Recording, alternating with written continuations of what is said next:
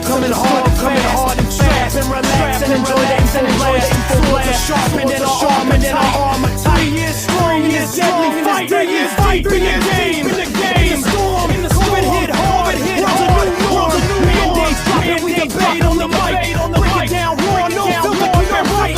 Master facts, health tips, stacking high. We got them to the science, questioning lies. Pandemics to corruption, we on those angles. Dumping truth bombs, helping minds untangle. Push back, resistance, but we hold it. Celebrate, drop that knowledge, elevate the debate. 3 years strong, we in the zone. Push back, resistance, but we hold it. Celebrate, drop that knowledge, elevate the debate. Financial fire and CBDC schemes. Central banks controlling the streams. Stable coin info, crypto like a beast. Bitcoin booming, Ethereum feast.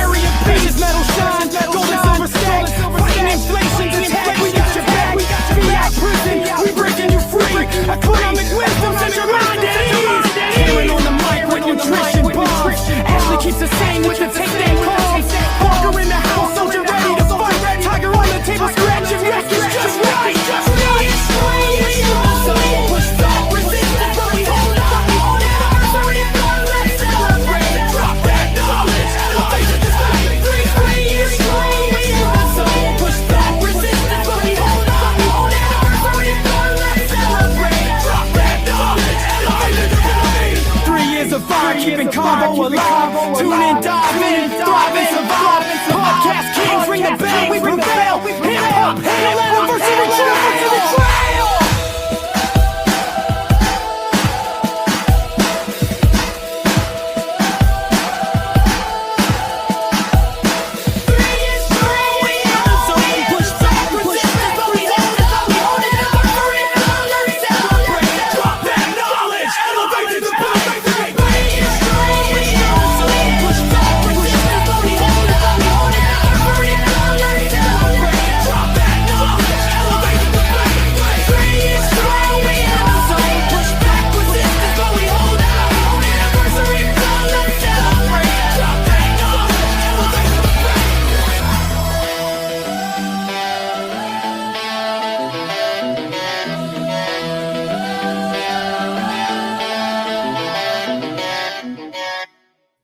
Good afternoon, ladies and gentlemen, and thank you for tuning in to the 3-year anniversary extravaganza of Knights of the Storm.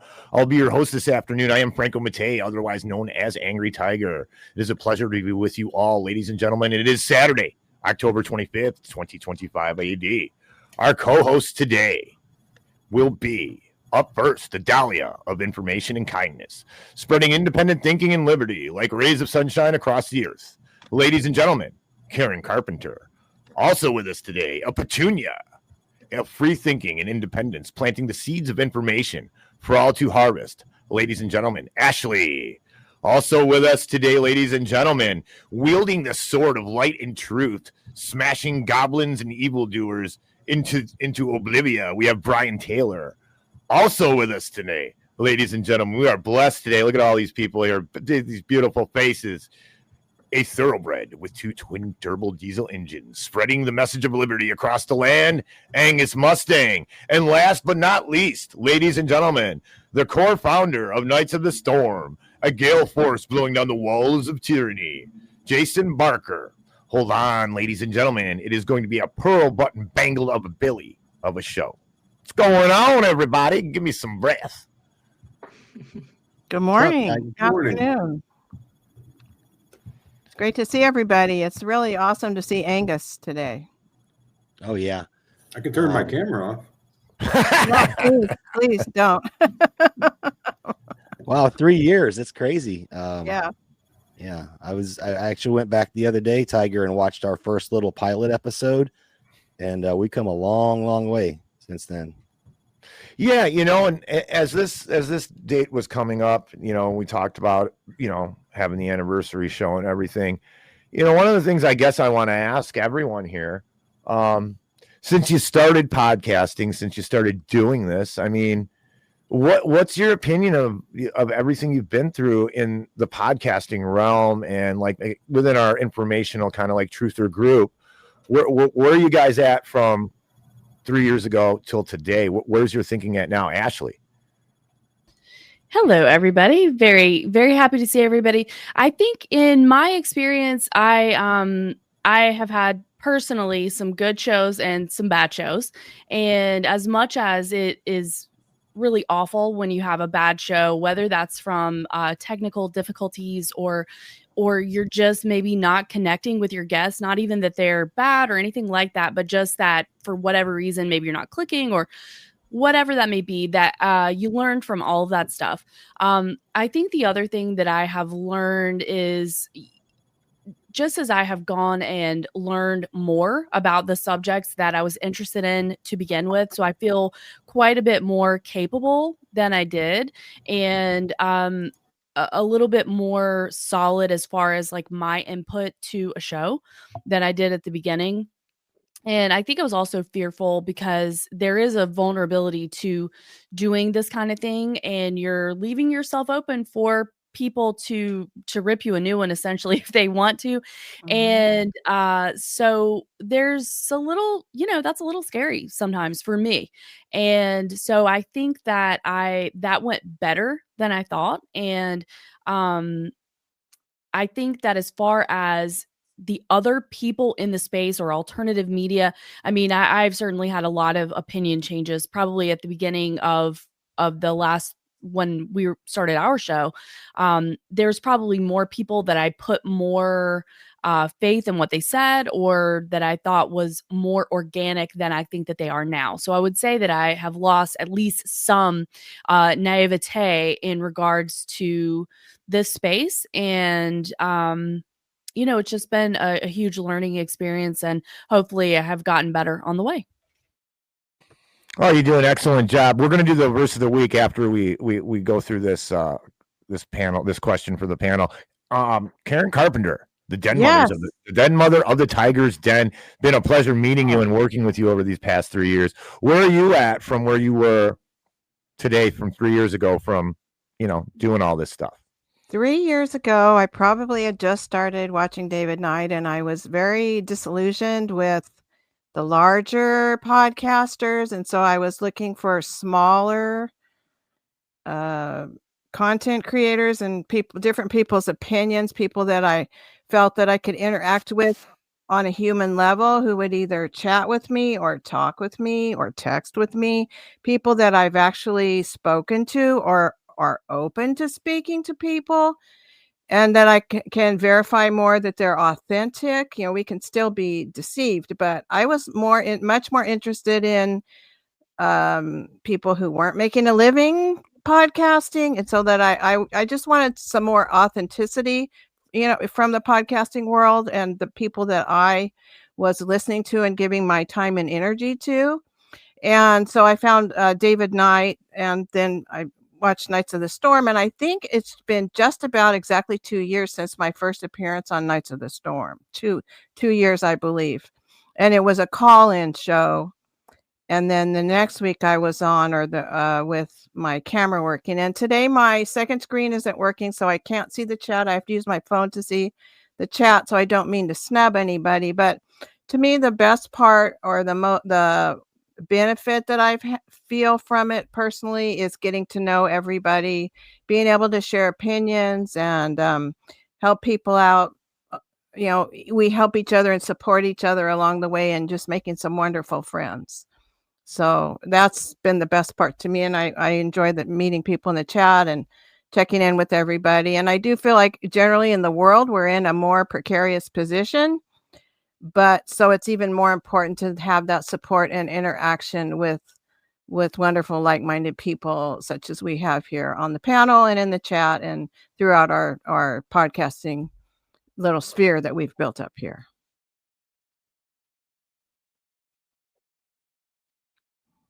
You're muted, Tiger.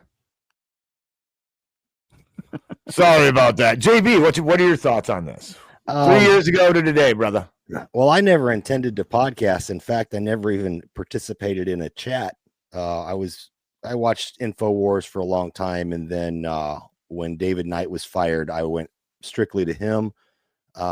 Still watched Owen Schroyer once in a while and Harrison Smith. Didn't really like Alex because I could see what he become.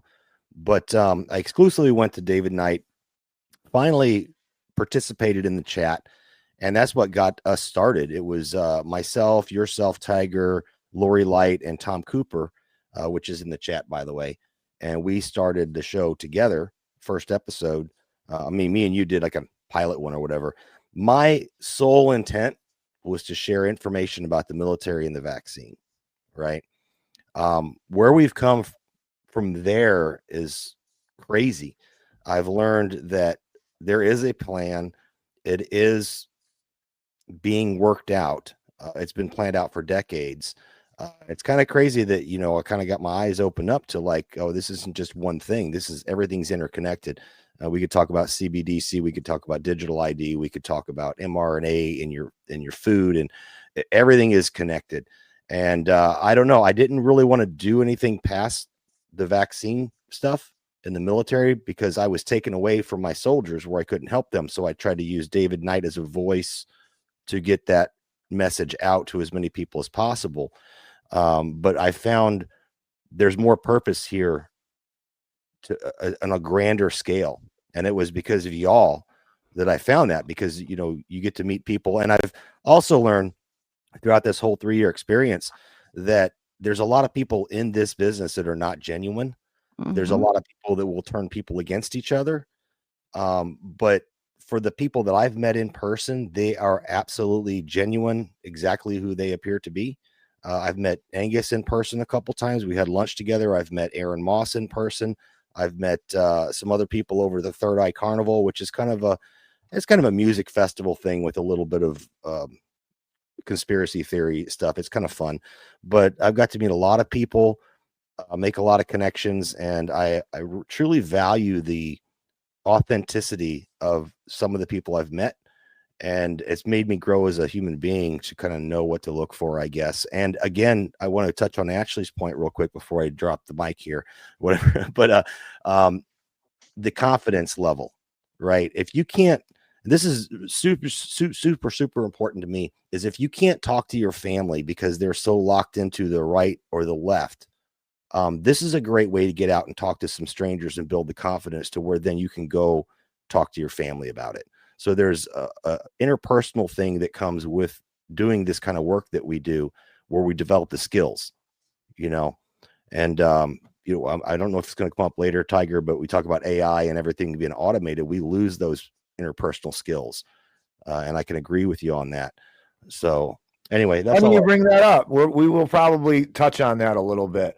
I'd also like everybody in the chat to know, sometime in the second hour, Jason Barker is going to drop the link in the chat, because I want to remind everybody, this show isn't for podcast hosts or anything like it. It's for you guys to come on with your whatever you want to talk about, even if it's off the top of your head. I mean, you don't have to come with a book report. Just come and stream of conscious with us. We love you all, and that's why I want to start. And I want to thank everybody on behalf of everyone here on the panel, because I'm looking in the chat and everybody's congratulating everyone on 3 years here. So thank you guys for that. And sure, that's the sentiment of everybody else on the panel. Angus, what's going on, brother? 3 years of all of this. What's up? Yeah, so my start was just reflecting upon it as you guys were talking. It started during COVID lockdown.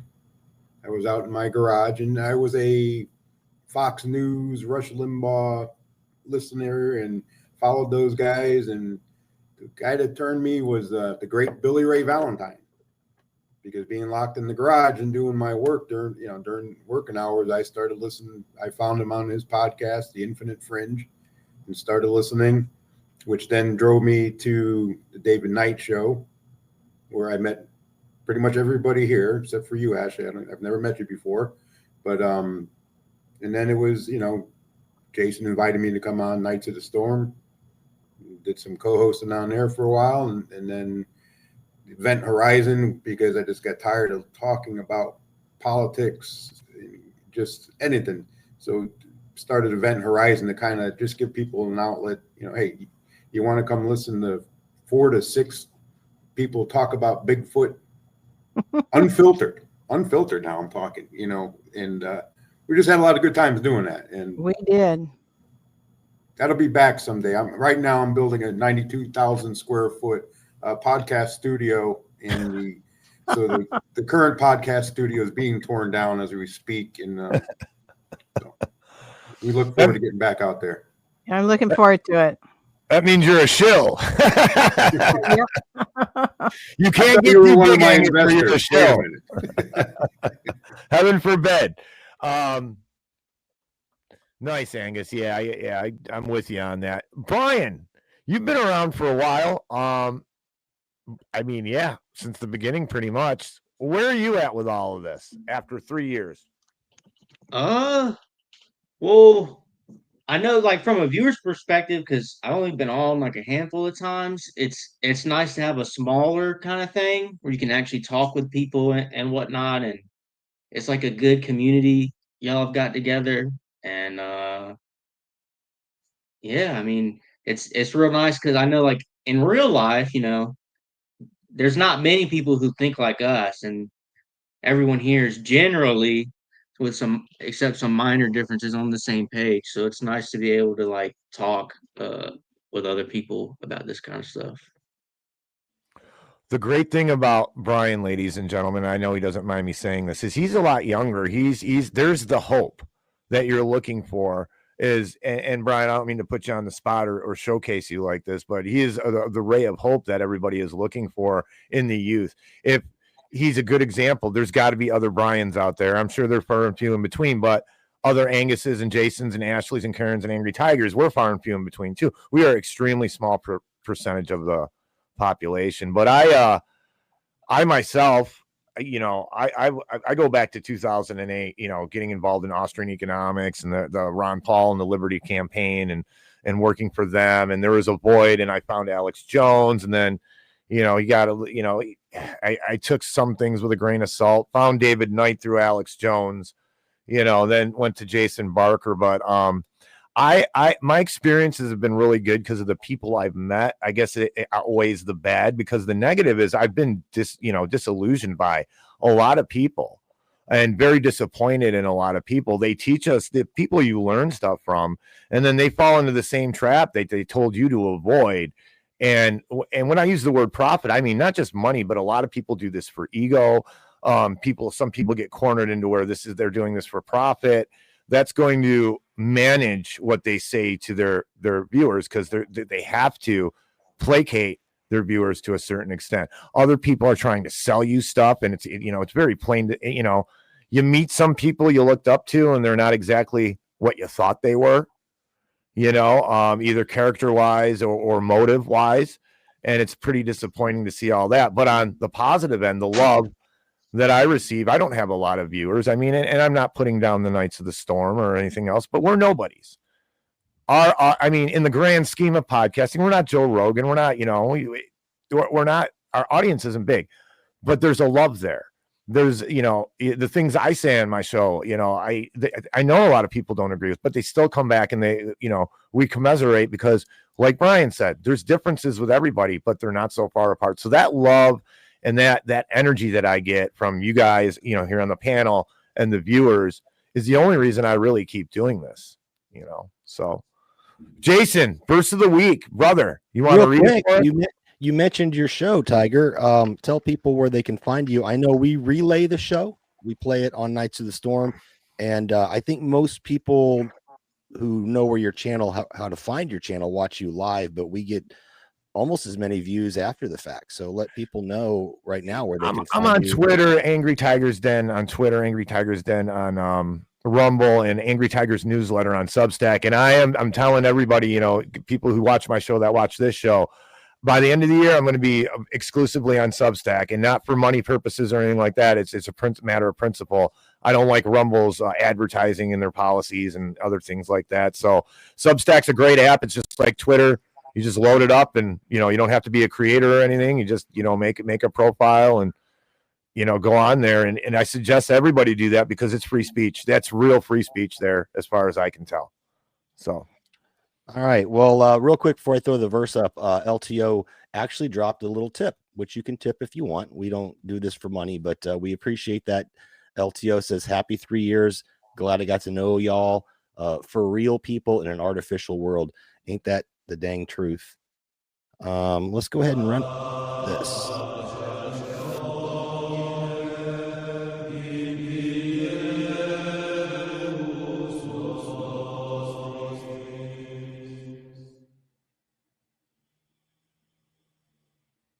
All right, Tiger. Oh, sorry. I thought you were going to read it. Oh, no. So, do we read it, right? I can read it. It's big on my screen. Please do. Yeah, you're the guy that reads those. So this is actually one of my favorites, and this was Tiger's pick today. And I love this because I always catch people on that. They say there's 10 commandments. I say, no, there was 11 because Jesus gave us one more. He says in John 13, verses 34 and 35, a new commandment I give unto you, that you love one another as I have loved you, that ye also love one another. By this shall all men know that ye are my disciples, if you have love one to another. Yeah, I picked that because that's a big thing for me. Is love is the most powerful thing in the universe, and the ultimate example of love is, you know, the story of Jesus Christ. So, and then if you get into the New Testament and you listen to what he's saying, you know, words that when they are quoting him, it's always it's love. It's the ultimate love. It's always surrounded by love. It's always, you know, imparting some kind of message of, hey, love. Don't forget about this love.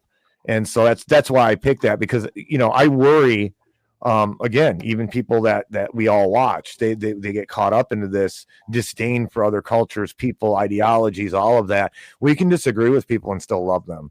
And I think that when we get when we get out of that box and we start not praying for people that we disagree with morally or ideologically, that we are now forgetting that commandment that is just so very important.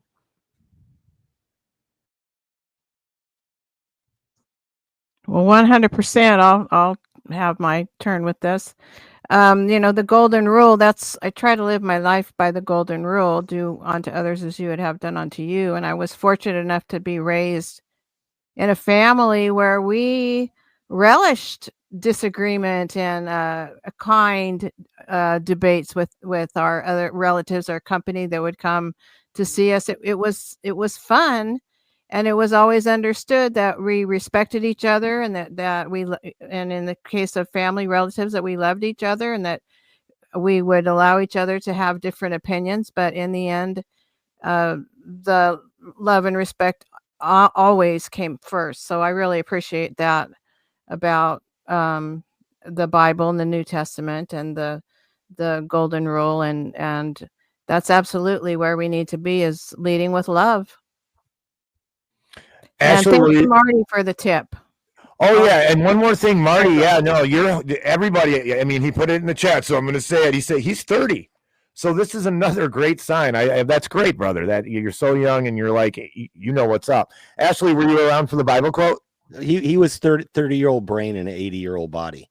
Oh, sorry, I misread that. I think we're all like that, right? Like I'm probably 16. You know, I'm an adolescent. So. My grandma used to say when she was 85, she would look in the mirror. She still felt 15, but when she looked in the mirror, she had a rude awakening. But I think that's true with a lot of people. So Ashley, were you around for the quote? I was, yes. And I absolutely agree. I mean, I think that the friendship piece, the brotherhood piece to this work and to our to our thought process really is something that's important. And that has been dealing with other people in this space. The authentic people has been very helpful for me to continue to hone what I actually believe and having these conversations in the back and forth. And I do think that it is very important in the friendship and having like-minded people. I cannot understate enough how important that is for me personally, especially going back to COVID times. That was, even though most of the time at the beginning I was scared, but most of the rest of that, I was just very dismayed about what we were seeing as far as these rules and regulations and all these things that didn't make any sense to me. And I thought that more people would see through it. And of course, we know that so many didn't. And it was a very difficult time. So having people who did see through it, having people that you could have conversations with and share information with about what was really going on was absolutely paramount to me, to my wellness during that time. And it continues to be so through as we were talking about here. It's a very perilous time, I think. And so having people that we can have these conversations with is really important. Yeah, I agree 100%. JB, what is that? What's that quote mean to you? Well, so again, that was a new commandment that we're to live by, and Levi's in the chat, so Levi could probably tell me where in the Bible you can find this. But at one point in the Bible, it talks about if you come before the Father, you're at the pearly gates, and you're getting judged or whatever. If you don't have forgiveness in your heart, then you won't be forgiven, and that starts with love and empathy. Okay.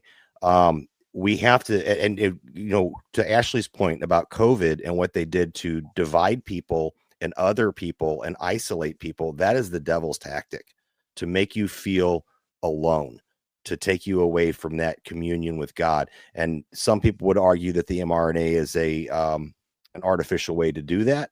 I can go back and forth on that all day, but the thing is that we have to be interpersonal. We have to do what we're doing here. I've tried to talk to my family about things, and they're so divided right now. Hardcore right, hardcore left. That's all by design, folks. It's by design. And this, going back to the verse of the week, a new commandment. You love one another as I've loved you. Get the love, get the empathy, have a conversation, and don't judge one another, and have forgiveness. That's what it means to me, brother. Nice. I love it. I love it. Angus, quote of the week. Well, how do you feel about that? What's that mean to you? Well, I was listening to what Karen said, because it was very much what I was thinking. But, back in those days, yes, you could have disagreements, peaceful disagreements with your family and friends. Now, like I always say, it's a team sport now. Mhm. You're either on their team or, we're not having anything to do with you. There's no in between anymore. There's no conversation. And we're all like-minded, and we might not agree on 100% everything, but I think people in this group know that we can disagree on certain things and talk about it, and hey, maybe it opens your eyes, another way of thought. But in general, man, you just got to avoid conversations with people you don't know once they start talking politics and all that. And I think, Tiger, I talked to you about that this week. One of my distributors started talking, and I just I'm going to change the subject right now, because you're never going to buy product from me anymore if I tell you what I actually think. So, and I need the money. So if I didn't need the money, I'd tell you off. But well, and that's where we have to, be pragmatic about things, right? You're not leaving the system; you're stuck in the system, so you have to, be pragmatic about things. Brian. I think the verse is pretty much like self-explanatory. Jesus was clear. There's also one point, I think it was somebody, he kept asking Jesus, like, how do I get saved, or what's the fulfillment of the law? And Jesus was like, to love the Lord your God with all your heart, with all your soul, and all your mind, and to love your neighbor as yourself.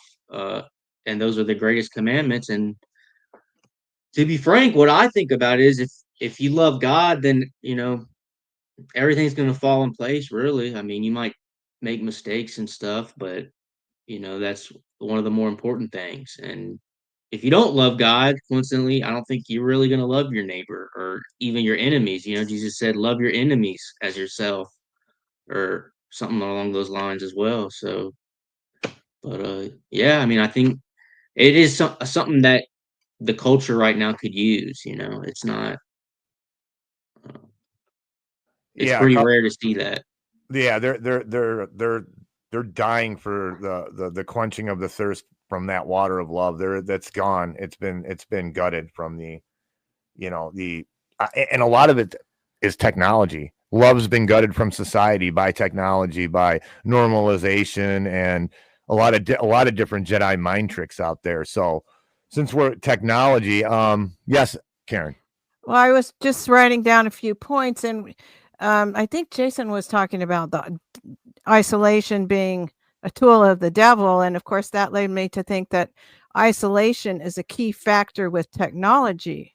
That was one of the key factors with all the COVID protocols and lockdown measures, was to put us more into isolation, doing everything online and taking the human factor and the getting together as people, the smiles and the hugs, all of that is very crucial to us as a society, and as souls, loving souls connected with God. We need all of those things to keep that alive in ourselves, and also to keep the feeling of self-respect and self-worth. We also need to bounce off of people and feel part of a group and connected with each other in person very much. So absolutely, it's a tool of the devil, and you can see it very strongly with the technology that we're using and with the AI moving forward. So guard your humanity is my motto, and this is a perfect example of that. Thanks for letting me throw that in. No problem. This is, I love working with you guys. So you make it so easy to host. Yes, Ashley. Y'all ready? Yeah, so I agree with that. And I did want to chime in that this is we were talking about this just a little bit before the show started, but this is one of the things that has really been on my mind a lot lately, is how manipulatable we are. So even those of us who see a lot of the truth, but there's like a spectrum here, right? And we talk about this a lot, that there's been so much psychological warfare. There's this campaign, I believe, to just bury us in all kinds of information from a whole spectrum. And that makes it very difficult to keep our eye on the ball, but to B, to discern what is what in here. And some of these things are not going to play out for years or decades, right? Something that we talk about a lot is that, or that I talk about, is the Vietnam War. That's something I've been looking into. And many of these elements that were there are still important today. They still matter to this day, right? So some of this is really, we say that these, that the predator class or whoever's running the show is, thinking generationally, and that's really true. So it's difficult for us because we don't know the plan. We know what we see and what we can deduce and things like that. But one of the things is manipulation. So even if you are talking about people's relationships and how ugly people can be online sometimes, because decorum has been removed. What Angus is saying is that people in real life are a little bit better, but because of this insane internet culture, having these conversations in real life, like, I think it bleeds into that, because there used to be decorum. There used to be people like, we're not going to talk about politics. We're not going to talk about our religion because we just want to have a conversation, or we want to do a business transaction, or whatever that may look like. So one thing that I really am trying to be aware of is the introduction of an idea. And what does that do to desensitize me to that idea, even if I don't agree with it, whether that is in, music or TV or whatever that may be, whatever's trending on Twitter, and just how much they're able to do that, even if we don't agree with it. So I'm trying to look out for that. Or like what ideas are kind of mulling over that I have become desensitized to. We were talking about this a little bit last week with, a lot of the vaccine push and the propaganda surrounding that. And I mean, how long can we rage against an idea before you just physically and mentally and emotionally, you're exhausted by that, right? And I think that the manipulation is so strong that it's gotten people used to just saying whatever they want to say, and they have no concern that we do have bots out there, but a lot of times there's a person who you're talking to who's just like you, and we are not each other's enemies. Even if you're on the left, even if you're on the right, you are not my enemy. You're a human. You're a lot of these people are blue collar working class people, just like we are, just like what we came from, right? So there's really been this orchestrated manipulation to have people at each other's throats over things that really don't matter in the grand scheme of things. So that's just something that I'm trying to look out for personally. And I think a lot of good points have been made. You know, like what Karen is saying, really, we do have to guard our humanity because they are coming after that, because that is part for you to be distracted, first of all, but you to be fighting with somebody that you think is worth it because they don't agree the same thing. But the plebeian class needs to stick together if we can. You know, that was the next line on my notes, was that the rudeness has been prompted by the anonymity online, the rude culture online, and that's carrying over into everyday interactions. And I also think that there are so many people who are convinced that they're absolutely right, and their hill is the hill to die on, their hill is the hill of truth. And I know I felt this way about vaccines, and about 20 years ago, I thought I was doing the right thing, and that was the hill to die on, was taking care of my child by making sure I did the right thing with the vaccines. And I would have called somebody who, or thought at least, I don't think I would have been rude to the person, but I know I would have thought, wow, she's really ignorant if she's not going to vax her child. I wouldn't have said it to their face, but I would have thought that. And so all of us are convinced that we know the truth. But the fact is that reality is somewhat subjective, and that we're all on it's a continuum. Knowledge and experience are a continuum. We continue to grow, hopefully, throughout our lives. If we're any questioning and open-minded at all, we continue to grow and learn, and our views may change over time. And so we need to take that into consideration with each other. And I think it's a wonderful gift that we're allowed to continue to grow and learn and change over the course of our lifetime. And we need to grant the grace to those other people to allow them to also grow and change. And when you're hostile, they're absolutely not going to be open to your views. But if you drop seeds in a loving way, or a non-confrontational way, you may actually have the opportunity to help somebody grow along their journey. Can I add something to that, Tiger? Yeah, well, yeah, JV, go. Yeah. What Karen talked about, the rudeness online. So this all ties together. Like I said, the longer we've done this for the past 3 years, I'm learning how every little aspect ties together into one machine, right? To get to an end state, an end goal. Isolation of people, putting them behind a keyboard, it emboldens people. They go into their little box that they put themselves in, and then they start doing stuff. And then we have something like a Charlie Kirk type event happen. And now they're attacking free speech and what's coming out of that. And this is where I look at big picture from 10,000 feet above. Big picture, I'm looking, and I have data on this that I didn't get to. We were going to cover it with Zoe. She's coming on next week, by the way. It's next week, right, Karen? Zoe's Yes. coming on, and you're interviewing her again. But Yes. I wanted to show how what we're seeing today with immigration, with people hiding behind a keyboard, trolls, stuff. I wrote an article on this a year ago, almost to the day. I think it was a year ago yesterday.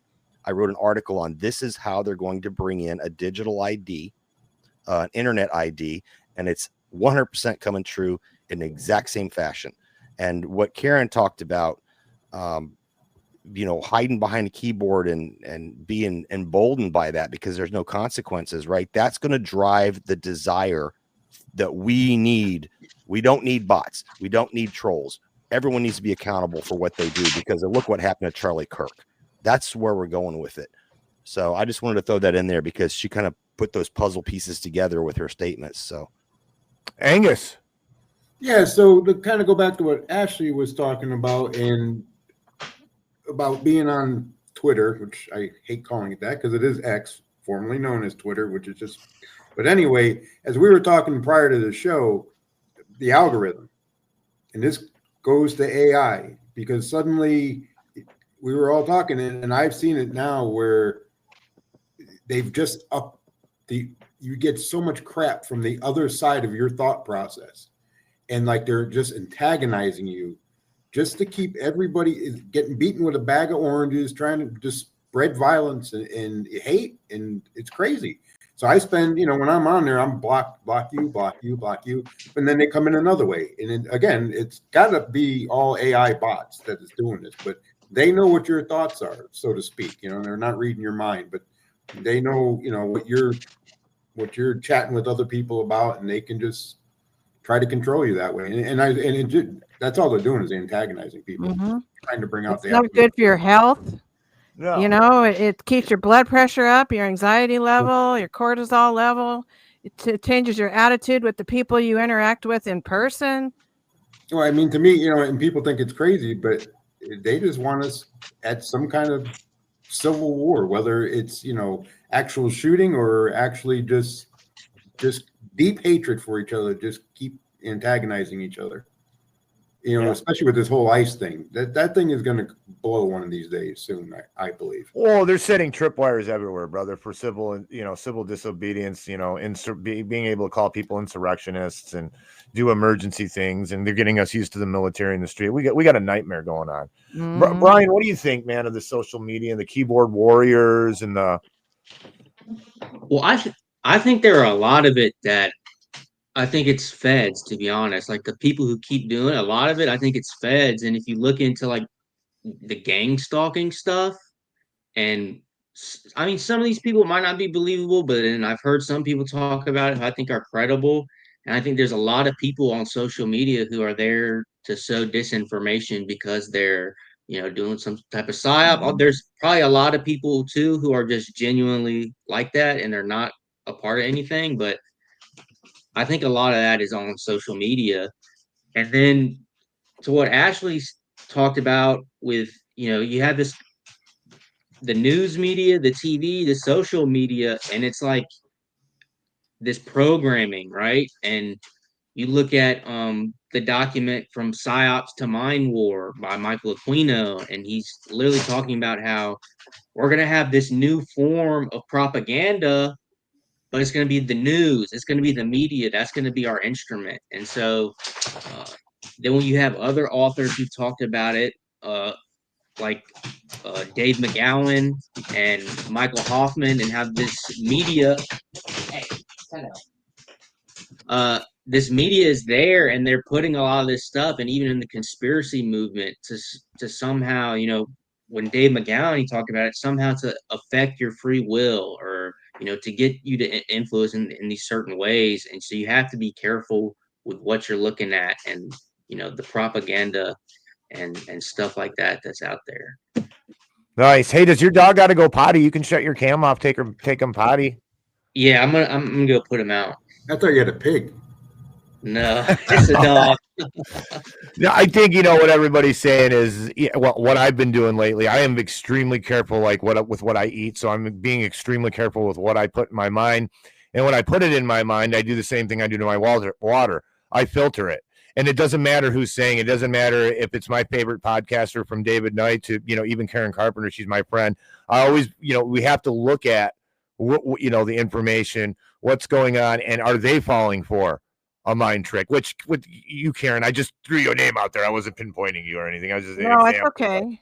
But it's like there's a lot of podcasters I listen to, and I'm like, and not anybody here, to be really honest with you, but other bigger ones than us, not too big, but they're saying things that I'm like, do you guys realize what you're doing right now? You're falling into identity politics or identity thought. You are actually stoking hatred for other ideologies and other groups of people. And it's not so much, I think they're doing it on purpose. We are all susceptible to this kind of thing, and so I'm very careful with what I let go in, and I make sure I run it through that purity filter. So if I feel emotional about something, I really stop and look at what's going on here. You know what I mean? The Birking of the mind, or the Alexa Pure of the mind. Yes. Let me jump in real quick, Tiger. Your verse of the week, the new commandment, you love one another as I loved you. That is the starting point to get rid of that anger, that division, that angst that we see. We're fed with TikTok videos and stuff like that. You must feel this way. You must be angry. But if we can temper that down by going back to the root of what we should be doing, which is loving one another, having empathy, I think that that's a good way to, as you said, to filter that down, where we can take it and not become hardened hearts. Well, yeah, JB, Christ, like, we can't become Christ, but we try to be Christ-like as being, Catholics, Christians, whatever, Judeo-Christian thing you identify with. So when you think about that kind of thing, you think about that Bible verse, then you measure, does whatever, like if I'm listening to someone and they're telling me that all Muslims are satanic and they don't have a shred of evidence, or they're saying that all gay people are, they're these horrible people, they want to eat your children, and all people are all pagans are Satanists. It's an ignorant statement because it's not even near one or the other. And you're saying that, and would Jesus say that? Without a shred of evidence, and even if it was true, would Jesus still say it in a vehement, nasty, evil, hate-filled way? Or would Jesus say, this is my brother, this is thy sister, they're in fault this way, maybe we should pray for them? Mm-hmm. And that's a great point. And I am already seeing in our community people saying, oh, the people that aren't going to get their food stamps, wow, they're using the system. Well, I would hope that people would have some empathy and compassion for the people that being hungry or having children to feed.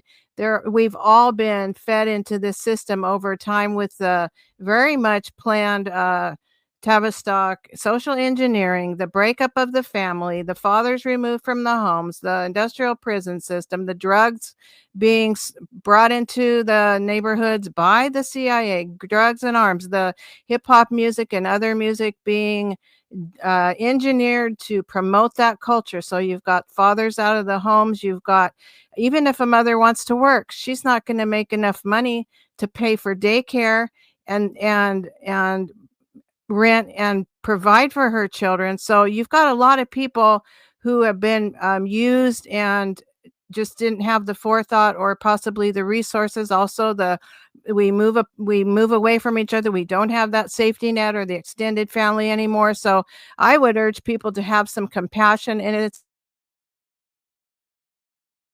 a test for us and to help each other, to be empathetic and show kindness with each other, and realize that we are all, every single one of us, have been used by this system.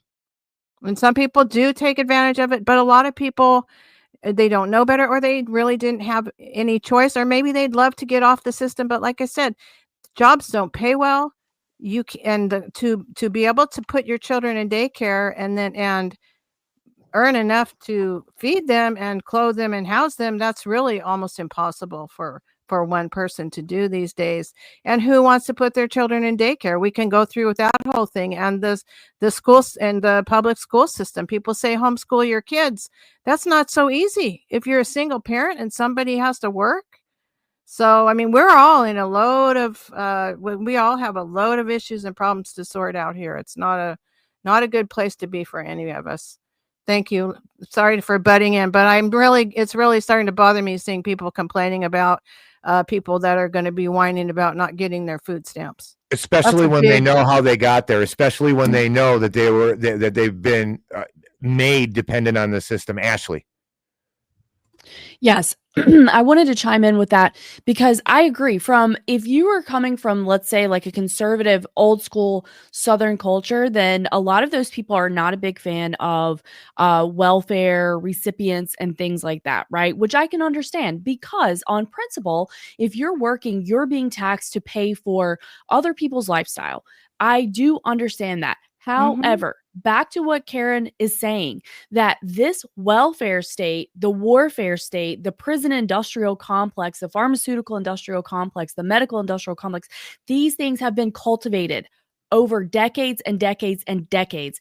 And people, we know the interview that G. Edward Griffin did with Yuri Bezmenov, and he talks about the campaign that it takes 20 years or 15 years to demoralize a populace.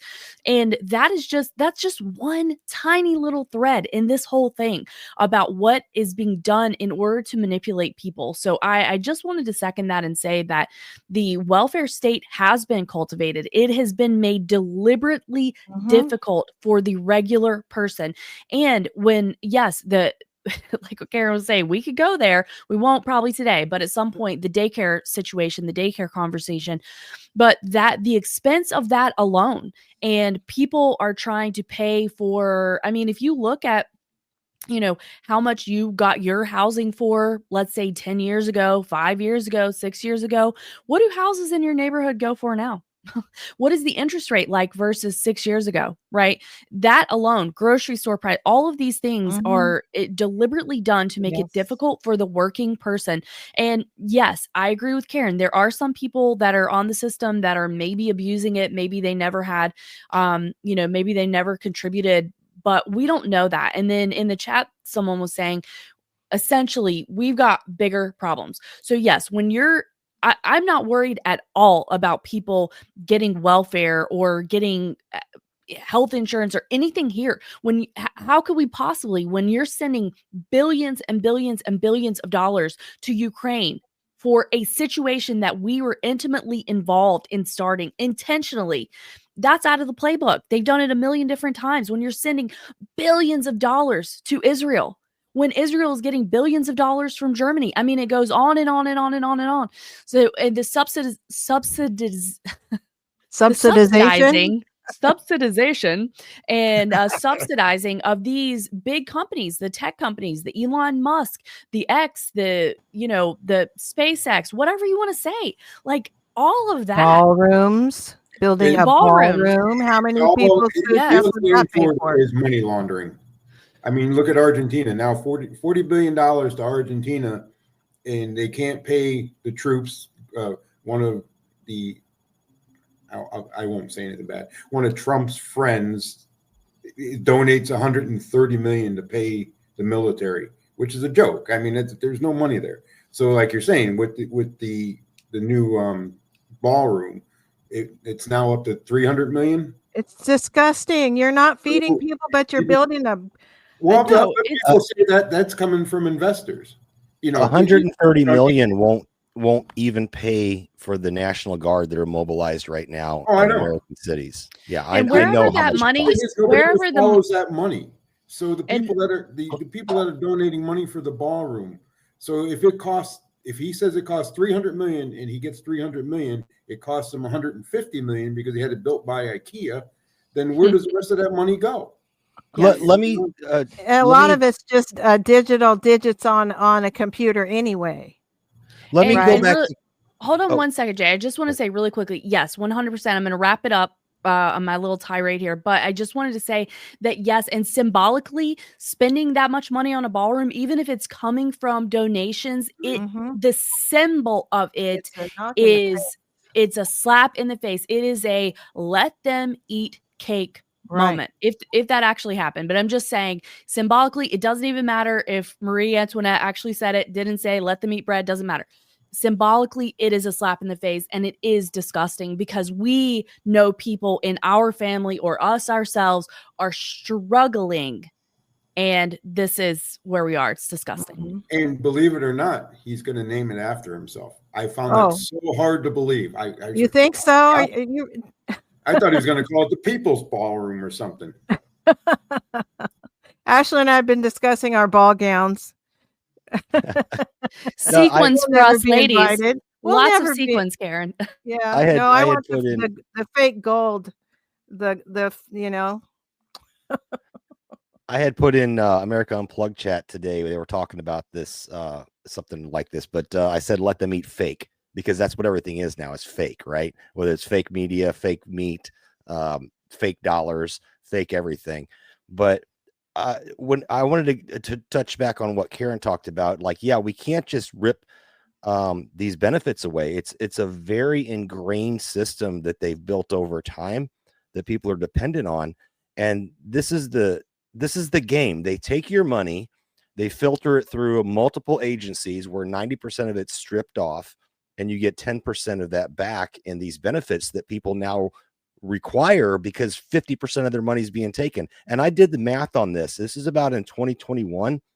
I sat down and I did the menial income of middle class and lower middle class families. I did the menial basically the average, not the average, because menial means something different than average. So you got to filter out the rich people and the poor people. You got to go with what the menial is. It's the mean.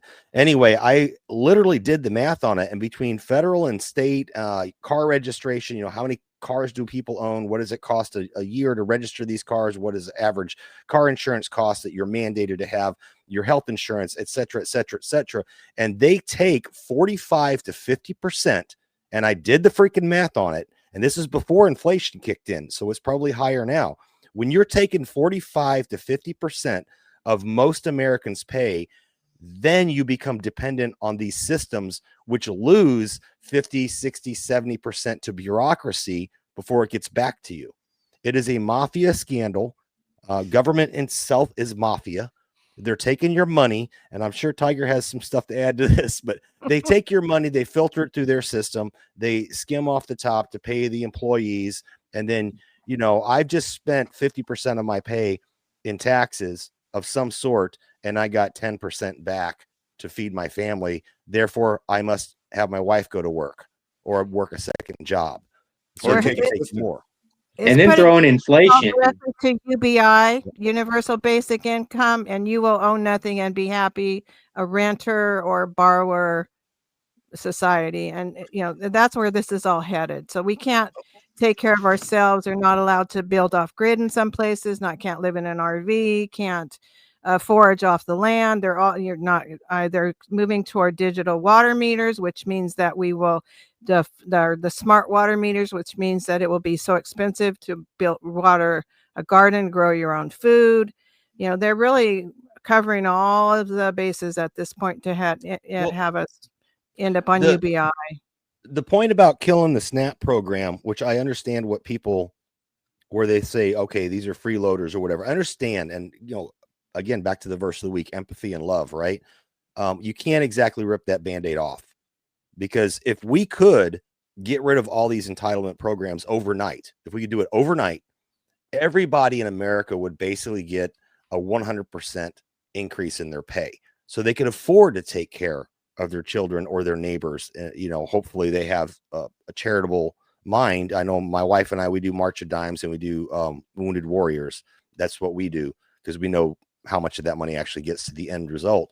But I think if people had that excess cash, they would be more charitable, and the communities can take care of each other. But we can't do that overnight. I think that's Karen's point. You can't just cut it off and let people starve. This is the kind of web we've weaved as a nation, and it's really extremely wasteful. It's not getting to the end result where we need to feed people. I don't know. Ergo, the main problem is government involving themselves in things and involving themselves in the market. As an agorist, anarchist, person, I think everyone should fend for themselves. And I think if you're allowed to fend for yourself and you're allowed to, keep your income and keep the fruits of your labor, we would all, as you alluded to, be able to voluntarily take care of those in need, as we did in the past when we didn't have the government putting their ugly nose in our business. And it always goes back to central planning, and that's always going to be an issue. Brian, what do you think about? But back to the one thing I want to say, and then I'll go to Brian. Is so we know that these people are victims of this system. Okay, yeah, there's scammers out there. Just forget about them for a little while. Okay. But we know people are victims of this system. So instead of having disdain for them, we should pray for them. And we should, would you have disdain for the victim of someone who's been, their country's war torn and they don't have any? No, you wouldn't. You'd be like, it's not their fault. We have to think that way instead of having this disdain that you guys started this conversation where people are like, oh, I'm glad they don't get their SNAP benefit. People are panicking. I know people who have all that stuff, and they're panicking. They don't know what they're going to do here in November in Michigan when they're not going to get any benefits. What do you think, Brian? Well, I have empathy for these people that are on it, because you got so much, you have a government imposition on top of an imposition on top of an imposition to basically take these people's money, and then you throw the Federal Reserve System in, which is inflating it, so it's worthless. You kind of can't really blame people who can't make it, who are at the lower end jobs. But at this, because it's like if the government wasn't doing all this BS, then they'd probably be able to be, they're not going to be rich probably, or this or the other, but they'd be able to get by on their own. But you have the government taxing everything. You have like, and even, people who are making salaries where they don't really get taxed a significant quote unquote degree, people argue about that, but they're still having like property tax. I mean, not property, sales tax, and everyone gets this social security taken out of their paycheck, which is a Ponzi scheme. It's and Medicare and Medicaid, you're forced to do that regardless if you need it or not. And it's just the government's taking so much money out of your paycheck. It's like ridiculous. Yeah, we're getting as I report every Wednesday, we're getting beaten to death. Mhm. So what else is going on, guys? So switch gears to anything in particular. Anybody got a subject they want to talk about? Anything? Something that Brian commented on about the amount of taxes and stuff. So in Connecticut years ago, we didn't have a state sales tax. And then they came out and they're like, okay, we're going to have a state sales tax now. And people fought against it. People with money were like, don't understand why you're fighting it. It's only 5%. Well, when you're making your salary, you can afford that extra 5%. But people towards the lower level, you're going to start charging them 5%. That hurts. They never look at it's always, it's nothing. Don't worry about it. They make it compounds as income goes down. Yes, exactly. Well, the real kicker is anyone who can succeed generally owns property. And I don't know if Tiger wants to talk about tangible assets, gold and silver. I know we talked about gold and silver the other day, Tiger, and you called it was going to drop again. I think it'll continue to rise, but people need to be aware that it's going to go up and down because there's whales out there that are pushing that market. It's being manipulated by exactly everybody. If you didn't watch my show on the COMEX, you want to check that out because that's how they manipulate that market. So exactly, and they use ETFs as well. And a lot of people don't understand ETFs are not like we have it in a vault and you own part of it. Some of it is a promise to mine it later at today's prices. I'll sell it to you at today's prices, but we'll mine it tomorrow, and they can't afford to do that. That was a company I was invested in that I got out of right away. But that should be a crime and against the FCC rule or SEC rules because that's a future. That's not an ETF.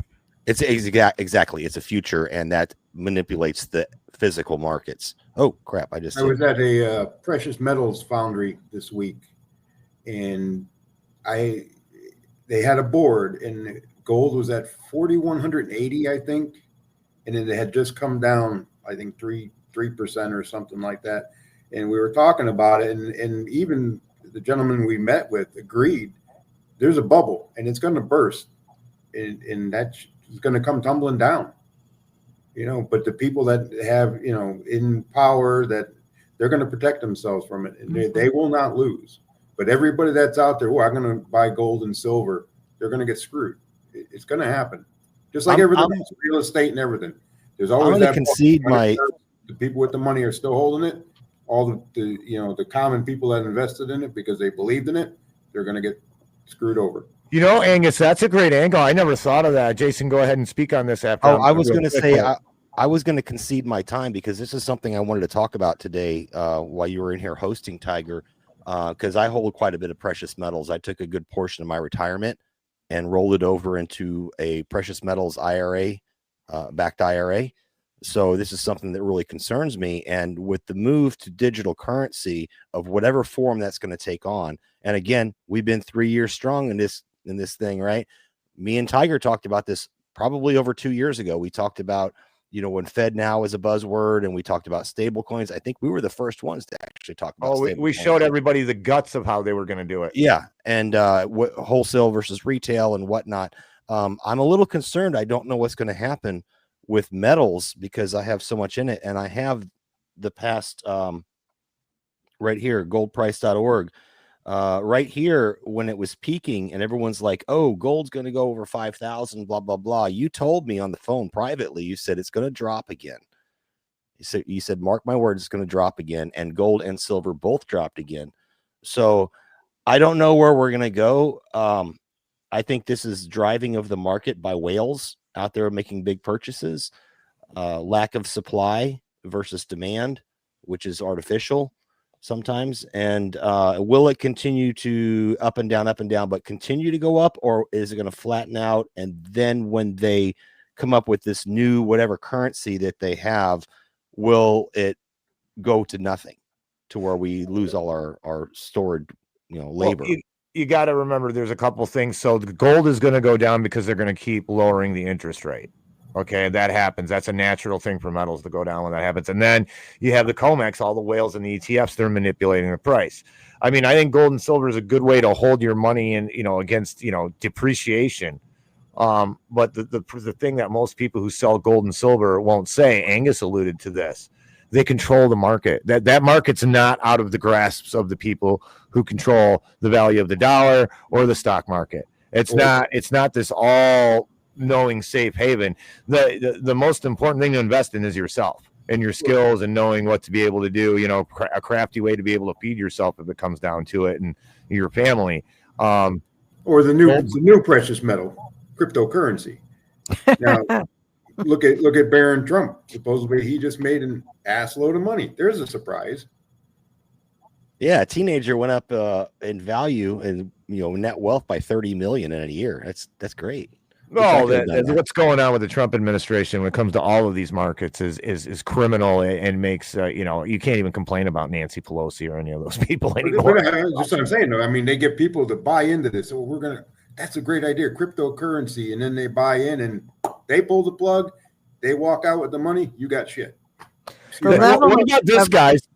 Gold and silver. Okay, so we're measuring it by fiat dollars. We have a more modern society. And everybody's like, okay, well, it's going to be worth this. It's going to be worth that. So you're measuring by a fiat dollar. So take away the monetary system. Take that out of the equation. Will the people in our society, or the majority, consider value or a wealth of silver or gold valuable? Will they even want that? Are they going to want that, or are they going to want some fish? You just nailed it. You nailed it on the head, Tiger, as you always do. You talked about measuring, right? So the measuring stick right now is fiat. So we consider gold and silver, which I think have been flat for a long, long time. It's the fiat that goes up and down. And that's what concerns me, is if we get away from the paper dollar and go to a digital dollar or stable coin or token or whatever they call it, what will that measuring stick look like? And will we get the exchange rate back to get our time and our effort back? That's what concerns me. And Guard put something in here real quick. Let me see if I can roll up and find it. He says short-term gold will drop because people will think that easy Fed money will pump up the Dow. Then months later, the metals will rise even more. That's quite possible. But what happens if we go to a different measuring stick? That's where I'm kind of in a black hole here. I don't know what to think. Well, it's headed to programmable currency, and that's Catherine Austin Fitz. I learned about that from her before I even met you guys. That this is heading toward cashless society and programmable currency. Which is tied to a carbon credit score or whatever they want to tie it to. So, that's so problematic that it's just.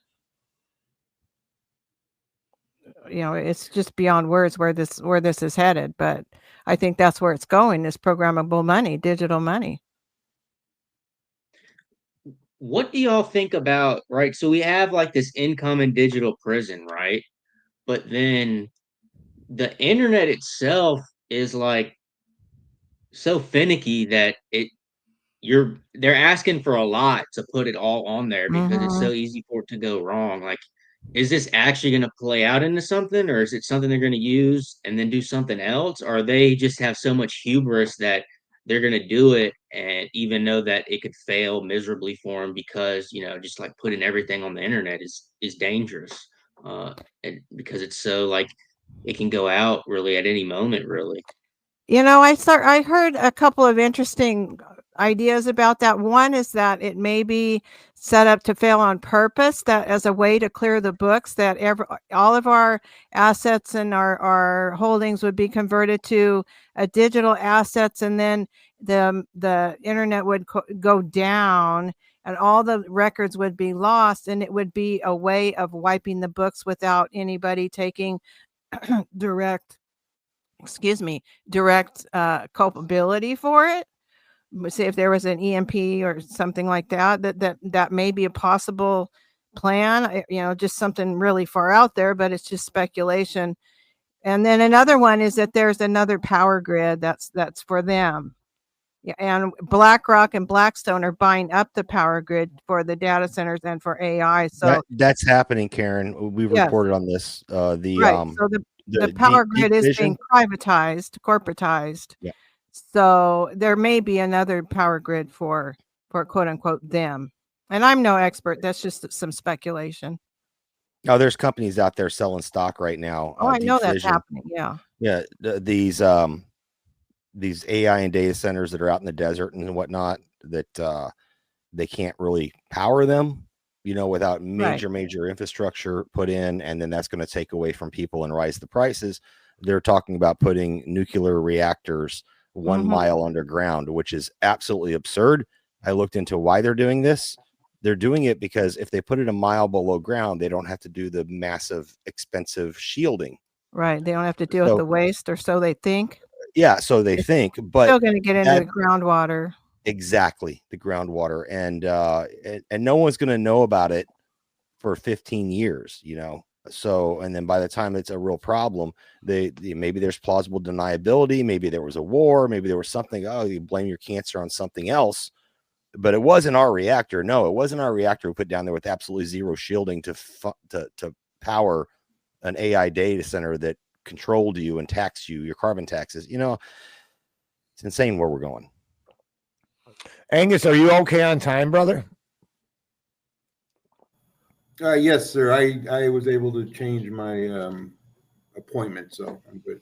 Okay, cool. I went to the airport, but I'm good. So I just wanted to make sure. Brian, to your point, the lack of redundancy by putting everything on the internet, banking systems, all of that, it's fairly alarming. But they seem to have, I think, the hubris, like you said, and that's an amazing thing. It's because I try to be pragmatic when I think about this kind of stuff, but for them to, because you see it before you even just stay out of the realm of digital ID and 15-minute city and all this other crap, and you think about 10 years ago, everything was already computerized, not having real records of things. You can't rent a truck. I remember we were trying to rent a U-Haul. We were in I think it might have been Missouri, and we're trying to rent a U-Haul, and the computers were down, and they could not give us a U-Haul. I'm like, what do you mean? There's no way to rent a truck without the computer? And so I really think that if they're backed up, they're fine. They don't care about us out here. Yeah. Like I'm young, and I hate the technology. I hate how everything's on. Like for my work, we have an app, and we have to, if we request time off, it's through the app, and you have all these hoops to jump through technology. And to just think like they want to put our whole lives and do our lives like that, it's crazy. Like I like a pen and paper, and because when it doesn't, like when it works, like what I use it for to look stuff up, or you find a book that's out of print, you can look a PDF of it up online.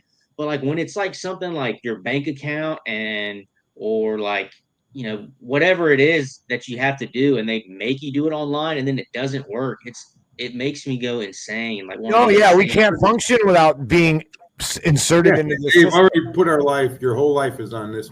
You have to have that, or you're devastated. Which we'll go into our next subject here with that, and then we're going to get some people in here soon. But Lila Decker had a great comment. She said all the controlled op channels, and I see this, Lila. Which again, people selling precious metals aren't going to tell you this, but all the controlled op channels are advertising gold, which is suspicious. And she's right about that. I mean, and they're targeting old people too, Lila. I noticed that. So if they're targeting old people, whatever plan they have isn't too far away in the future. Again, everything's controlled. I guess they're commodities because you can use them in devices and silver and gold and palladium and platinum and all that. But I mean, you're better off with and this is not financial advice. Oil, we're always going to use oil. You know what I mean? It's just there's going to be a stored value in oil or fuel or personally like gasoline. Get some wreck gas and store that. You can trade that for stuff. But you got to think more on a local level of what you need to do to survive. You talk about targeting old people. I'm thinking of Tom Selleck and reverse mortgages. So my question always is, and I think I've mentioned this to you before, Tiger, what do I want to survive to? Lindsey Graham being in charge, or he's hiding in a bunker somewhere and now he wants to mold the world and his bad enough for being molded into the Trump legacy now. I really have to question survival at that point. I'm with you. Or now I got to go out and forage for food. And people go, well, I got metals I'm saving for the end times. What are you going to do with it? Because you know what, Angus, that has a carrot is going to take all your freaking gold and silver for that one carrot. Angus, real quick, somebody had put in the chat. I don't remember who said it, but it comes up a lot. Hand tools and skills. I know I mentioned the hand tools, but skills, the metals that we save now is a storage of our labor, but we can use those metals to pay people to teach us things. And I think that paper books, like what is the one I have here? The Doomsday Book of Medicine I got from Dr. LaGuardia, which was your buddy's doctor. Been a great interview many times. These are the things we need to be investing in. I understand we don't know what to do with our cash right now. We don't want to see it degrade via inflation with the fiat.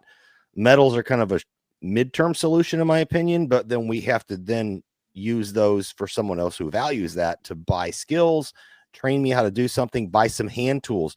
I have a ton of antique shops around here that have the old cranking style, drills of varying sizes or whatever.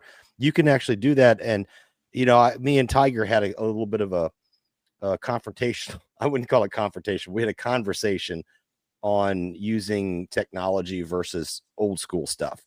And I had mentioned to him, would you give up your ratchet for a box end wrench or an open end wrench? Right. Good point he made. He's like, the open end wrench builds your muscles. It builds your skills. It keeps you in shape.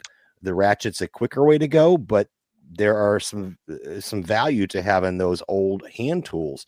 And I don't know, I'm kind of rethinking some of the technology stuff myself. I know that there's a sense of urgency with some things that you have to get something done quickly, but are we getting, atrophy?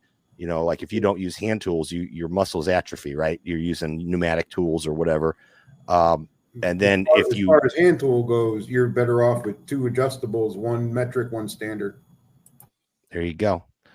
So what's your take on that one, Tiger? You're right. I mean, you bring up kind of like, I have not been here with you guys to discuss AI, and it is an extremely, extremely important subject for everyone and a very sore subject for me, because I don't like AI at all. I try to work on principle, and I was using AI here and there, and then I realized I'm feeding this thing. I am putting the powder in the bullets that they're going to shoot me with. Why am I doing this? I'm going to be forced to do it anyway.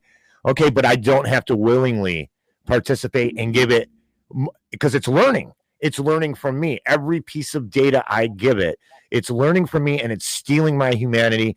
And I know this is a touchy subject here on the show, but when you especially start putting it into things like the arts, graphics, music, it is an aberration in my mind to the creation that the Lord has made our souls, where these things actually come from.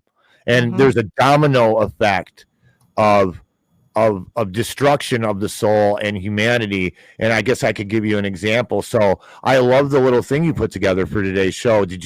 I imagine you used AI for that?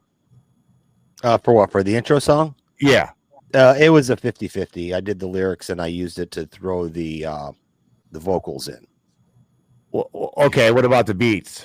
Did the AI put the beats for you? Did you choose from whatever it selected for you? It was about 50-50. Okay. So this, I'm just using it. I'm not trying to pull you onto the carpet, but it's a great example. So instead of that, you could have called me up, because I could have done the beats for you. You could have called up Audi, and you yourself both play guitar. We could have called up Serge right? Between me and Serge, we do pretty good vocals. If you wanted it a hip hop style, we would have been able to. We would all gotten together as humans, collaborated on something that came from our souls, came from our love for the subject, love for the Knights of the Storm, came for the love of creating something music, and we could have all put that together. But because of the profit that we got from, and I've done this myself, the profit we gained from cutting a corner by using AI, we missed all that human interaction and all that whole bundle of wax, if you will, of humanity that comes with us getting together and collaborating to make a 3-year anniversary song. Does that make sense? No, I completely agree with you there. That's irreplaceable, the human interaction. I guess where I stand, and we talked the other day about where you draw your line in the sand. I don't like feeding AI, but I think of the AI that's dangerous as the data centers that are going to track, trace, control, facial recognition, all that stuff, mark of the beast kind of stuff. I don't see doing a jingle as really feeding it in the big sense of like what I'm afraid of. But I do understand I am feeding it about myself. So if I do all these meme songs about anti-Elon or anti-Jab, whatever, I'm literally teaching it who I am to become a target later. So I do understand that. Then there's the ethical, and Karen and I have beat this up about the ethical. Like, is it using stuff that's stolen from the internet?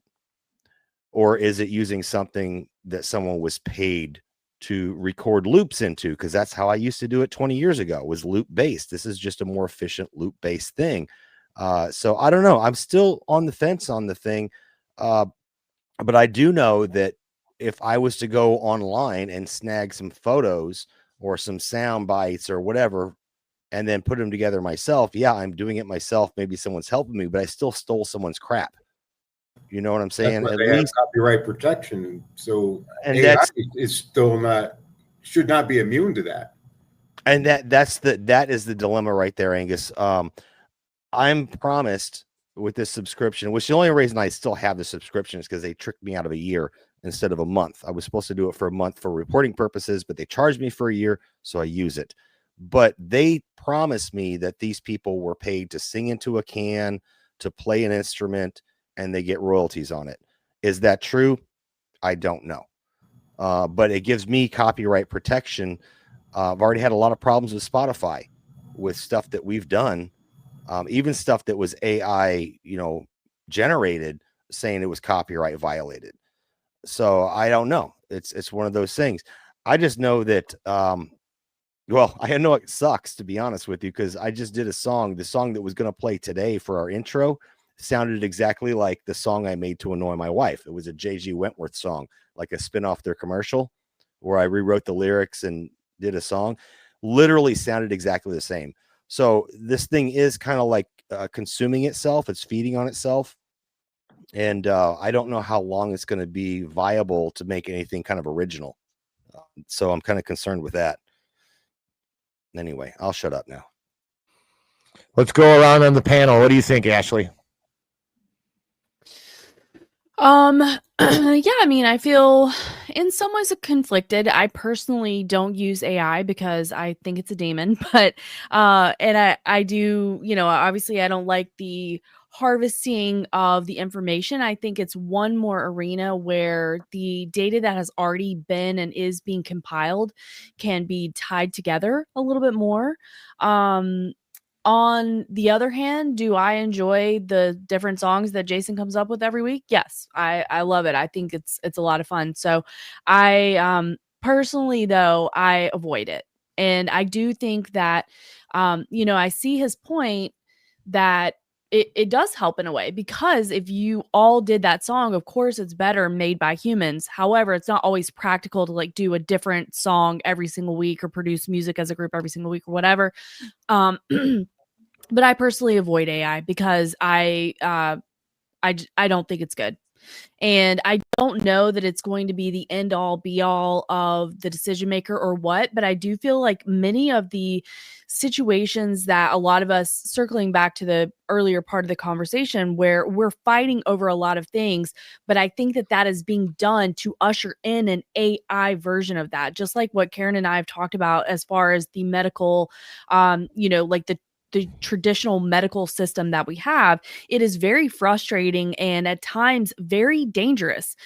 And, leading into COVID, the listed, and this is from even your mainstream sources, third leading cause of death in this country after heart disease and cancer, and then that was medical error, and that doesn't even include the people that have gotten hooked on, or in some type of addiction because of opioid prescribing or benzos or things like that, right? So I think that these things are set up in a way to make both alternatives not very good and to offer an alternative that could be presented as better, more reliable, more efficient, more data, obviously, than if you're talking to just one single doctor. Then you could be looking at all the studies or whatever that may be. So I don't think it's good.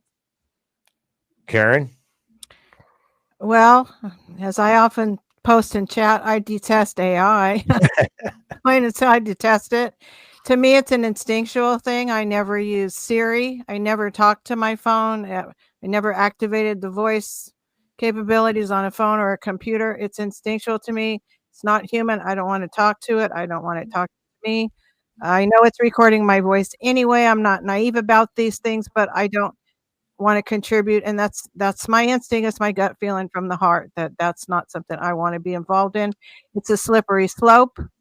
And I've seen, being a teacher, I've seen people go from pen and paper, using a pen and paper and reading a book. It interacts with our brain in a different way. Processing using a pencil and using cursive handwriting. It works in your brain. It develops different connections, and it's there are reasons that they're weaning us off of printed pages and using pencil and paper. And just think about phone numbers. Most of us don't know more than one or two phone numbers anymore. And we couldn't, so we've gone from being able to read maps to use, depending on GPS, which is often wrong. And so we've already lost so many skills, and that it's really frightening if you think about it. And people say, oh, it's more convenient. Is it really more convenient? When the power goes out and you can't find your way around, or you can't remember how to get in touch with somebody, or the power's out and we can't even get in touch with somebody unless we have shortwave radios or something like that, or use smoke signals. Is it really more convenient? What are we setting ourselves up for? What's the essence of being human? To me, it's creativity, the gifts from God, expression, the most beautiful things through triumph and tragedy and all the stages of our life is the music that we used to celebrate, or the art, or the poetry. Nothing to me was greater than reading a good book for most of my life, or even watching a great movie. But so many things are being weaponized, and I also look at who invented the technology, or who sponsored it, and how has it been used? Which technology has been chosen to be moved into the public? Who created it? Who sponsored it? Who moved it into the public? And how has it been used? And it's most of these systems that we use were created to be used as weapons, created by the military, by DARPA, by CIA, by the OSS, came over with Operation Paperclip and expanded from there. We know about all the mind control, the MK Ultra entrainment through the various technologies. So I think it's a slippery slope, and we really do need to guard our humanity. And that comes right down to the skills that are used with drawing or music, all of those human creative abilities that we have, that are gifts from God, that I don't, that's just my feeling about it. I have a relatively new vehicle. I've never allowed my phone to connect with it. I wish I didn't have that thing, but it does work. So I'm grateful for it in that way. But It's just instinctual to me. So that's my feeling about it. I detest it. Yeah, I'm on the same page you are. I got one question for you guys, but I want to get Angus and Brian, and then I want one question for you guys. We'll blaze through that, and then we'll get the link in the chat. So, Angus, AI, what's your take, brother? Well, Ashley had stated, that it would be hard for people to do once a week, get together and make a song for each episode of Knights of the Storm or whatever. But you got people sitting here. What happens if AI decides that you're going to have 6 separate AIs sitting here talking about the life of humanity? Do we need, it's you still have to have that human interaction. And I mean, I see it again. I'm in the foundry industry. It started with robotics, and now that robotics is being taught AI, and it's going to replace people, and it's going to displace people from work. And they say, well, nobody wants to work in the foundry, but you see it happening at freaking fast food restaurants now. It's happening everywhere to where they're going to do it at a point to where you're just going to wake up one day and realize ain't nobody going to work. Mike, I was thinking about this today when I knew we were going to talk about this. Is so if they displace all these people, who's going to have the money to buy the products that AI is producing? What's exactly the end game? exactly 100%. No need for us at all. Right. Brian, AI, brother. Well, for AI, from what I think about AI, I kind of agree with what Health Impact News has written about it, and that it's it's never going to be this sentient thing. And if you read how the language models work, it's just kind of like guessing along, informing sentences and stuff like that. And the self-driving just doesn't sound like it's ever going to work from the stuff I've read. And it's kind of I think it can work for surveillance and mass surveillance, and you can program it to say, oh, look at this and flag that when you see it, or something like that. But he's written about how a lot of the stock market is tied to it, and there have been these kind of like in the 1900s, these kind of technocratic things that they wanted to push, and the stock market's crashed from them and stuff like that or whatever. And I don't really know what's going to happen with it. It's definitely probably going to be used for surveillance. I mean, I don't like it. I don't use it, but and I will. The deep fakes people have been making, that they look very real now, and I see a danger with that, and them making it look like you're doing something that you never did, and stuff like that. Well, Karen had pointed something out that's going to be a great way. I was talking to her earlier this week. That's a great way to usher in biometrics, because now everything can be faked, and you need to show me your eyes, your thumbprint, or your retina, or whatever it might be, so you can get along in life, because you could be impersonated. Well, so they already do that at the airport. You got to show your ID, and then they take a picture of you now to prove that your picture on the ID is the guy standing there holding the damn thing. I have a whole expose on this that I was prepared to bring up today, but maybe we can so I think everybody's in agreement. It's a bad thing, and it could be used in a lot of different ways. So let's put aside the fact that we're going to be forced to use it every now and then, or it's going to be in our lives no matter what we say. Now let's go back to ourselves, like, because this is something I've been focusing on my show is within us, and things that things that just our character and our principle. So at what point do we, I guess, betray our own principles when, again, like I kind of alluded to in the beginning, that we are literally feeding, helping move along when we use this stuff, the bullets that they're going to shoot us with, we're putting the powder in those bullets. Where at the point of principle do we say, hey, I don't want anything to do with this? And that's my temperature is I will avoid this as much as I can at all costs, using it, feeding it at all times, because I don't want to be part of the building block willingly that is going to help hurt the rest of humanity. Ashley, principle wise, where do we draw the line? I think that is a very valuable question. I'm not going to say that I have an answer, right? Because I think how I think it's a slippery slope, and I think of how pure do we feel that we need to get, and I think that that's an individual question, right? So I think that there are a lot of people, and I do not mean here, but just in general, that really like to come down on other people for their choices for using this service or being subscribed to this or watching this or whatever.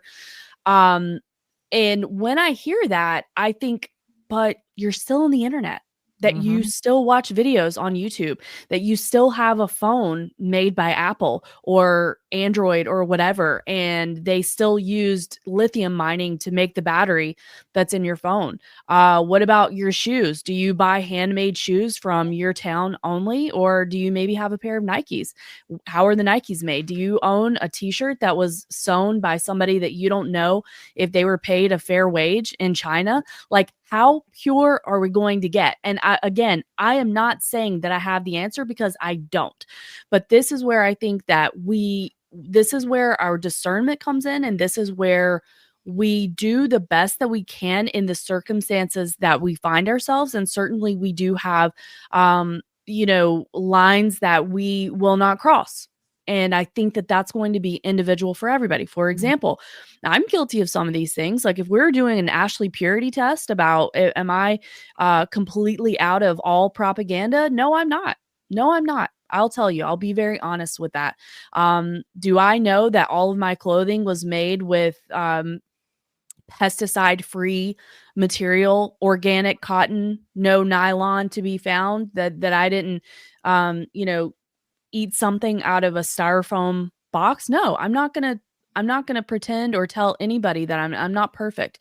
Of course, I would love to eliminate all of these things, and I would love for all of my clothing to be organic. And, do I have hair product that's probably an endocrine disruptor on right now? Yes, I do. Do I wear makeup even though I think makeup is bad for you? Yes, I do. So that's really where I'm at. I think that I would say to people, for you to think about what is your line, what matters to you, and then how much of and I don't even mean it in a derogatory way, like a purity test, but what can we get rid of that is perhaps helping the regime, and what are we prepared to acknowledge that we still use?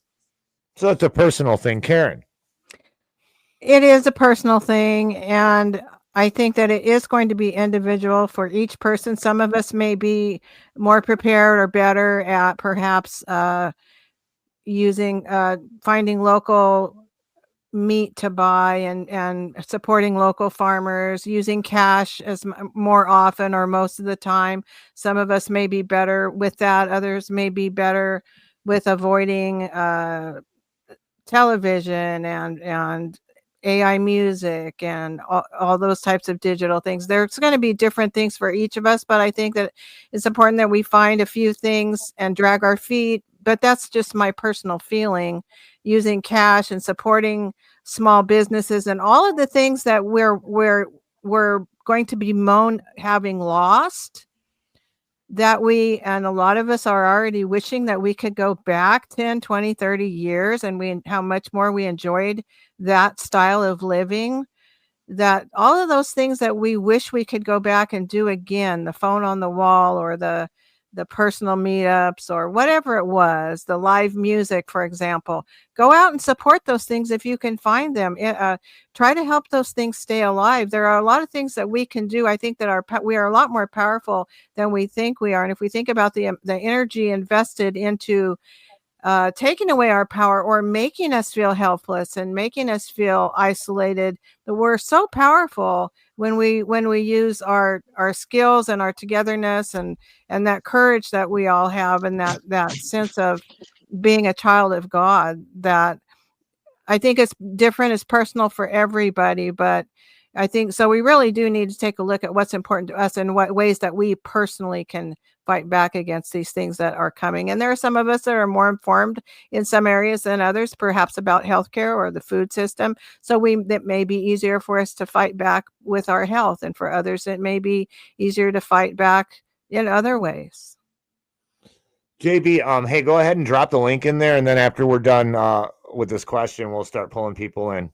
So JB, go ahead, drop the link, and then let us know where your line is, or what you. All right. Yeah, I just dropped the link. Yeah, my line. So I a little bit different than y'all. I grew up with a father who was a computer programmer and systems analyst. So I grew up with computers. I'm a little more friendly to technology and computer systems because, I grew up with it. I was programming games when I was a little kid out of magazines, just type in the code or whatever. I see valid points on both sides. I think that just rejecting all technology is burying your head in the sand. I've used this example before. If we were in the Revolutionary War and I had a musket, right? There was a single shot, not breech load, but muzzle loader, right? And my enemy's coming at me with a M16 fully automatic. If he drops that weapon, am I not going to pick it up and fight back because it's a good fight? And, I'm not very effective with this old tool. At the same time, going back to your analogy, Tiger, where I said, would you prefer an open end wrench or box end wrench versus a ratchet? You said, well, there's some benefits to having the open end wrench because you're using your muscles and you're gaining skills. Yeah, that's true. But at the same time, there's a sense of urgency with some things. So I think technology helps. I mean, think of it this way. Go get groceries today. Are you going to walk to the store pulling a wagon for 2 miles to get to the store because it's better for your legs? Or are you going to take the car? I think it's got to be, every situation has to be looked at individually. And we have to realize that technology itself is not evil. It's the people who wield the technology are evil. And sometimes we have to use that same tool that they're going to use against us, whether we like it or not. Forget about the idea of feeding it. It's fed regardless. They are going to use it. So do we use it, and to what extent do we use it? And I don't know where my line is yet. I think as long as I feel like it's something benign that's not going to cause damage, I will use it to the extent that I could be more effective in my fight because I'm a warrior. That's what I do.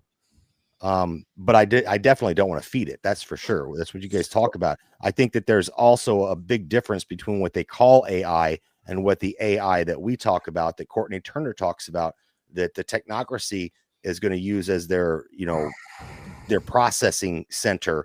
I think that not everything that's labeled AI is AI. It's just an advanced algorithm that we've been using.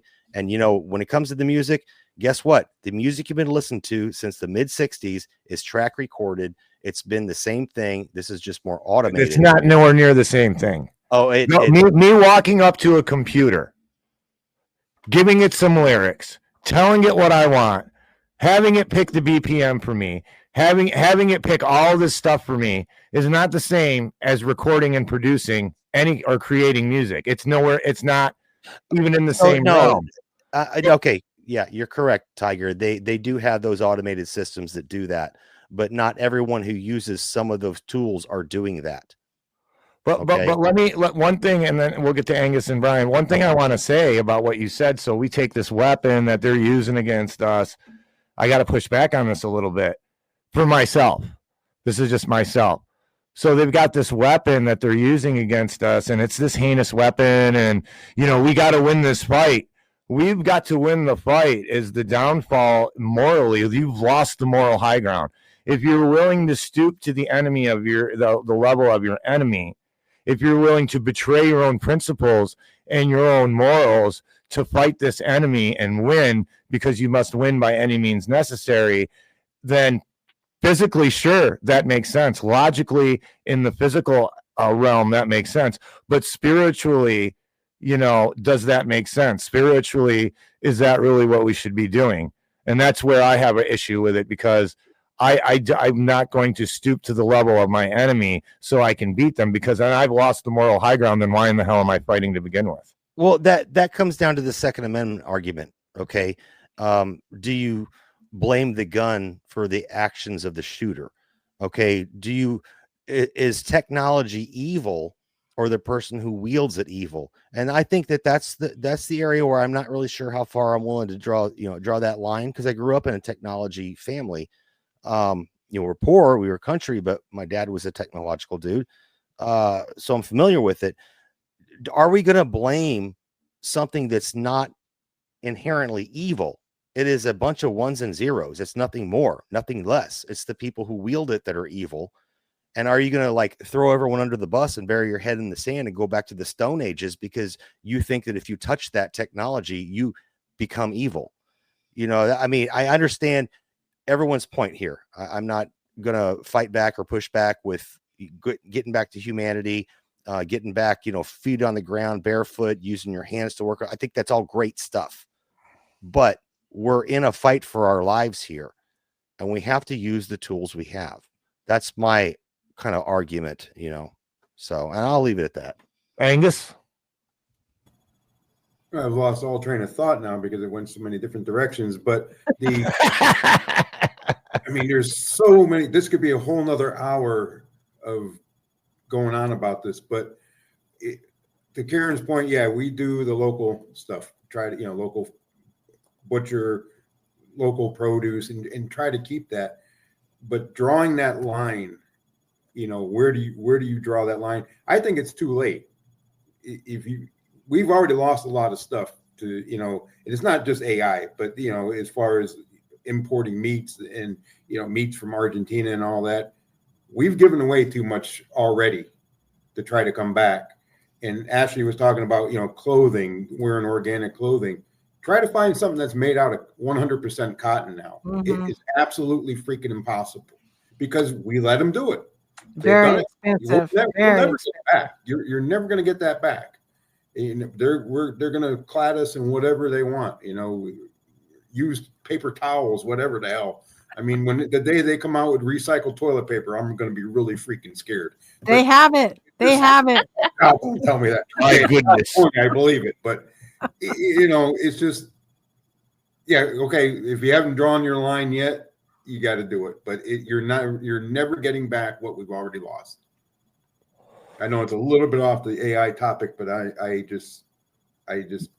get it, brother. And everybody remember, I'm kind of a Luddite, so I'm more of a purist. Brian.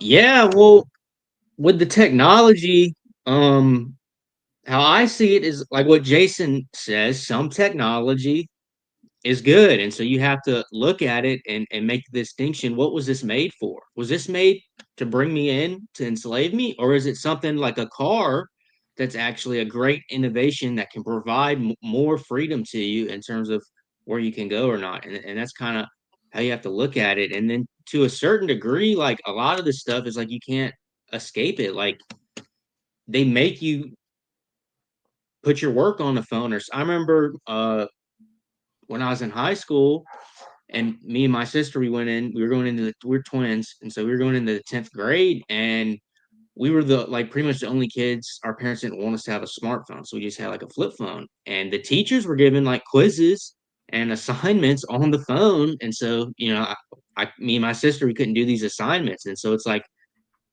they kind of bring you in to do certain things, and so you got to draw that line, to stay away from it as much as you can.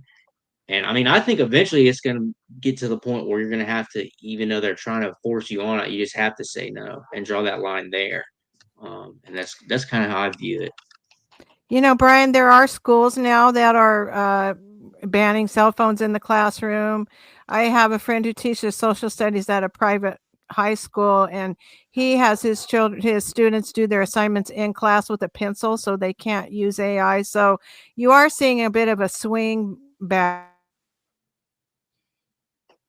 And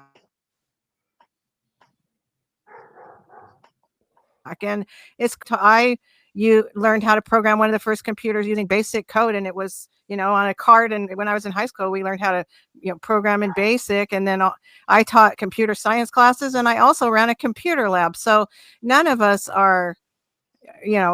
have not engaged with technology here, but there is some pushback that's happening too. Hey, Tiger, real quick. We got White Wolf backstage, and I'm going to bow out for a second. I got to take another PP. How many people can we have at once, Jay? We can have up to 10 on screen. No, I'm going to call everybody out. I'm glad, White Wolf, it's going to be great to see you. But Spirit of the Age is in there. Smart. Geesebusters in there. Smart. Everybody in there smart. I see Rado back. I see Levi in there. Who else do I see? I see a lot of people in there. Come on, guys. This show is for you guys. Skunk Hollow, I see you in there. There's the link in the chat. Lila Decker's in there. Come on, guys. Let's get in here, man. Come on. Let's rock and roll. Let's do that. And hey, man, before I bow out for a few Tom seconds, Cooper, you're in there, man. Jump in, bro. no, Melanie, Melanie. Come on, guys. Jump Jason, in, just everybody. go. We want to see your beautiful Guard. faces and feel your power. Tom. I wanted to point something out that, as everyone just seen from this conversation we had, and Tiger and I knew we were going to have this conversation, and Karen and I have had this conversation many times. Oh yeah. This is how you know that we're real, because we don't agree on everything. No, But we I still love get Jason. together. He's my friend. I'm not, I'm not trying to beat Jason up. Me and Jason, we've had conversations. We're way worse than this on the phone. Yeah. No, this is how you know we're real, though. And I think that's important, especially we were just talking about technology and fake this and fake that. And, actors out there pretended to, taking the market share in this alt space. When you see us like this having these discussions and not agreeing on things, I think that you could safely bet that we're genuine, and we're exercising that, going back to the verse of the week that Tiger brought us in with. Excellent verse, Tiger. Having love for one another and having conversations. I think that's real important that we keep that in mind and not put ourselves into an echo chamber, Throw the link in there one more time. Doc's acting. Yeah, I will. About it. Doc, you just click on that link. It's going to take you to StreamYard. So, and there you go. Ashley did it for us. And feel free to just use your audio. You don't have to use your video. Eastbusters, if you wanted to join, and you don't need to, be prepared to be on camera. It's a party. Everybody join. White Wolf, what's going on, brother? What's on your mind? Oh, hello. I was listening to your conversation of the verse of the week, and you're right about charity, but you also have to remember that truth is the highest thing, and our Lord Jesus Christ is truth incarnate. And I think Karen was talking about, well, I thought I had the absolute truth, and this is the hill to die on, and et cetera, et cetera. Well, our Lord Jesus Christ is and has the absolute truth, and that's where we have to be grounded. And if we're grounded in Him, of course, then nothing can really disturb us. All of the things that disturb people are rooted in this world, and that's why, as St. Paul said, we have to be strangers and pilgrims here below and be rooted in eternity. And that way, we're like a ship that has its rudder in deep waters, and it's not distracted by all of the ripples and disturbances that are on the surface, and we can maintain course. And that's what we have to do in this world of AI and disinformation and shills and trolls and operations. I mean, I've come to the conclusion that just about everything is a part of Operation Mockingbird. Certainly Hollywood is. Certainly Star Trek and Star Wars are both Operation Mockingbird. I mean, if you look at the Force in Star Wars, for example, the Force is basically the Buddhist Zen Buddhism. And at the root of Zen Buddhism is the idea that God is nothing and that nothing really matters, that everything is just a mirage. And we have to beware of things that destroy ontology and destroy the real. And that's one of the reasons why, yes, you have to put down the damned keyboard, as I said in the chat, and you have to interact with reality. I think Tiger agrees with me there. Absolutely. And you know what? I'm not trying to defile anybody or start a philosophical conversation, but what you alluded to is putting our worries into eternity. That is, I work with a Muslim, and he's a very good friend of mine, and that is his philosophy. In Hinduism, all other religions that aren't like Satanism, whatever that might be, they all have that philosophy. They all have that philosophy of don't worry about this earthly thing, work on the spiritual. And I think you certainly put that, in words, White Wolf. Thank you for that, man. Yeah, that was well said. Yeah, well, that's why I concentrate on Our Lady of Fatima, because we have salvation history, and And I look at salvation history as having occurred in, well, to date, 6 stages. Okay, we have the first stage, which went from Abraham to the flood. We have the second stage, from Adam to the flood. We have the second stage, which went from Noah to Adam, or Noah to Abraham. I'm sorry. We had the third stage, which went from Abraham to King David. The fourth stage, which went from King David to the incarnation of our Lord Jesus Christ. The fifth stage, which went from our Lord Jesus Christ to the Greek schism of 1054. And then the Greek schism of 1054 until now, and Our Lady of Fatima is announcing to us that the 7th stage is about to begin, which is in the Apocalypse chapter 20, which will be 1,000 years of peace and the reign of our Lord Jesus Christ. And so Satan knows that his time is now very short, and he's getting ready for his Antichrist and their minions, okay, in order to try and destroy the church and destroy the elect. So that's what we really have to get ready for. And but after this trial and tribulation is over in the second coming, our Lord Jesus Christ will establish his kingdom on earth for 1,000 years, and we'll be able to do reparation for the current sins for 1,000 years before finally the world ends. It will be destroyed, as St. Peter says, by fire. And then, of course, will come Judgment Day. And that's really what we should all live for, is Judgment Day. And I said in the chat that the only commodities that matter are the ones that we will have on Judgment Day: our prayers, our good works, the good things we did for people, and so on and so forth. All of our silver, all of our gold, all of that will be dust and ashes beneath our feet come Judgment Day. Right, you got it, White Wolf. We got Doc Verse here before I introduce Doc Rock. Everybody, Billy Ray Valentine has Gorilla Underground. He just started. Billy, why don't you throw that link in the chat? And we need to get a subscription rolling. Get some subscribers to that link it's a YouTube channel, the Gorilla Underground. Billy Ray, go ahead and throw those details in the chat. And with us is Doc Rock. I have checked out his content. It is very, it lightens you up after all this heavy load of garbage that we're getting. So you want to check out the Doc Verse and his YouTube channel. Doc Rock, how are you doing today, brother? Glad to meet you, man. Honor. Hey, yo. How's it going? Yes. Wow. Happy 3rd anniversary, Knights of the Storm. Number 1. You guys are doing really good. You're always striving for truth and getting to the real heart of the matter of the issues. And I'm pretty much all about Ashley's message earlier today about, how we need to realize that everybody on the other side is not our enemy. We all need to come together, right? Average Joe Six-Pack, they're not our enemy by any means, right? So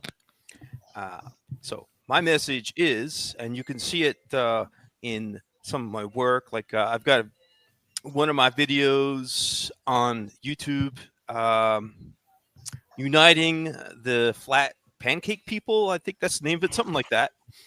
Or anyway, it's on my YouTube.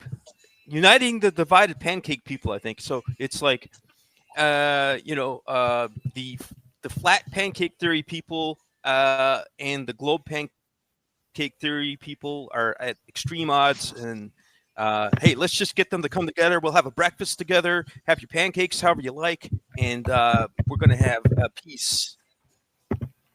Right? So that's one of my videos on YouTube. So maple syrup makes everything okay. Yeah.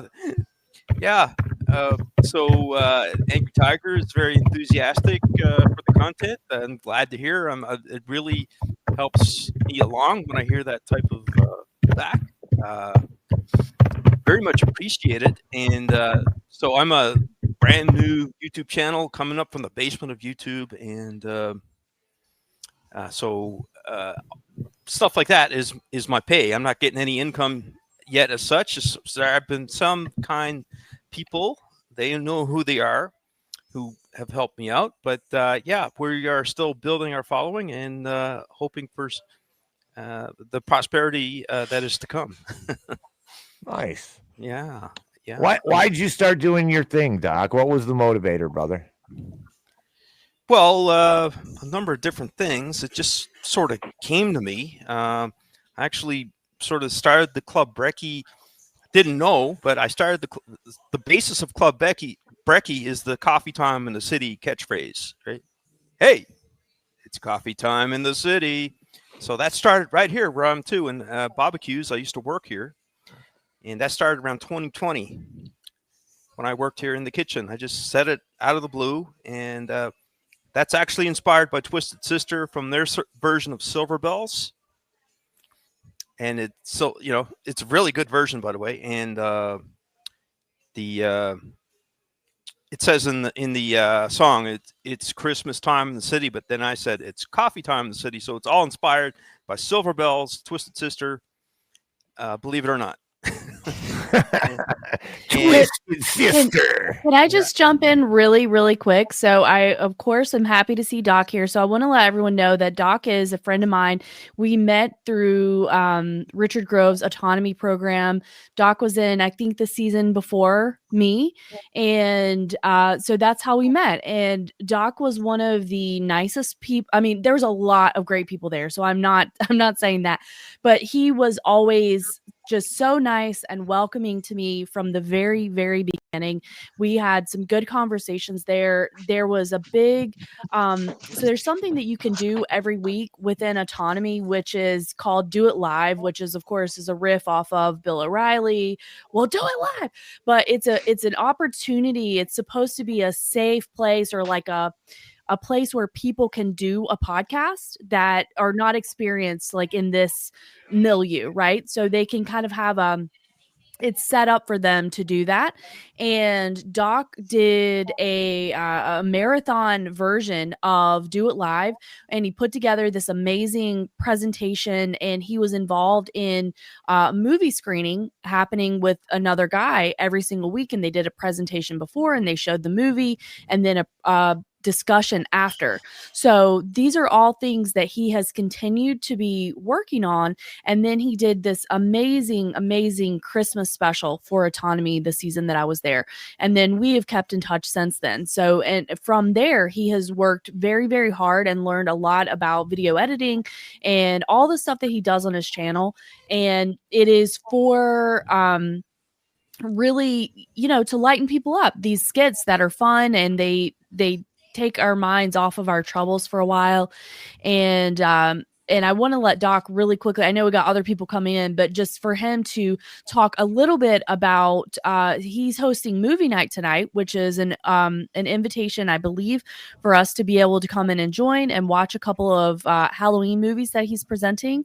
And this may be something that he moves more towards, kind of opening up a movie night and doing that, and for us to be able to come in and join and watch that together. So I want to hand it back to him, but I just wanted to give an introduction, and somebody who has been my friend, and I appreciate him.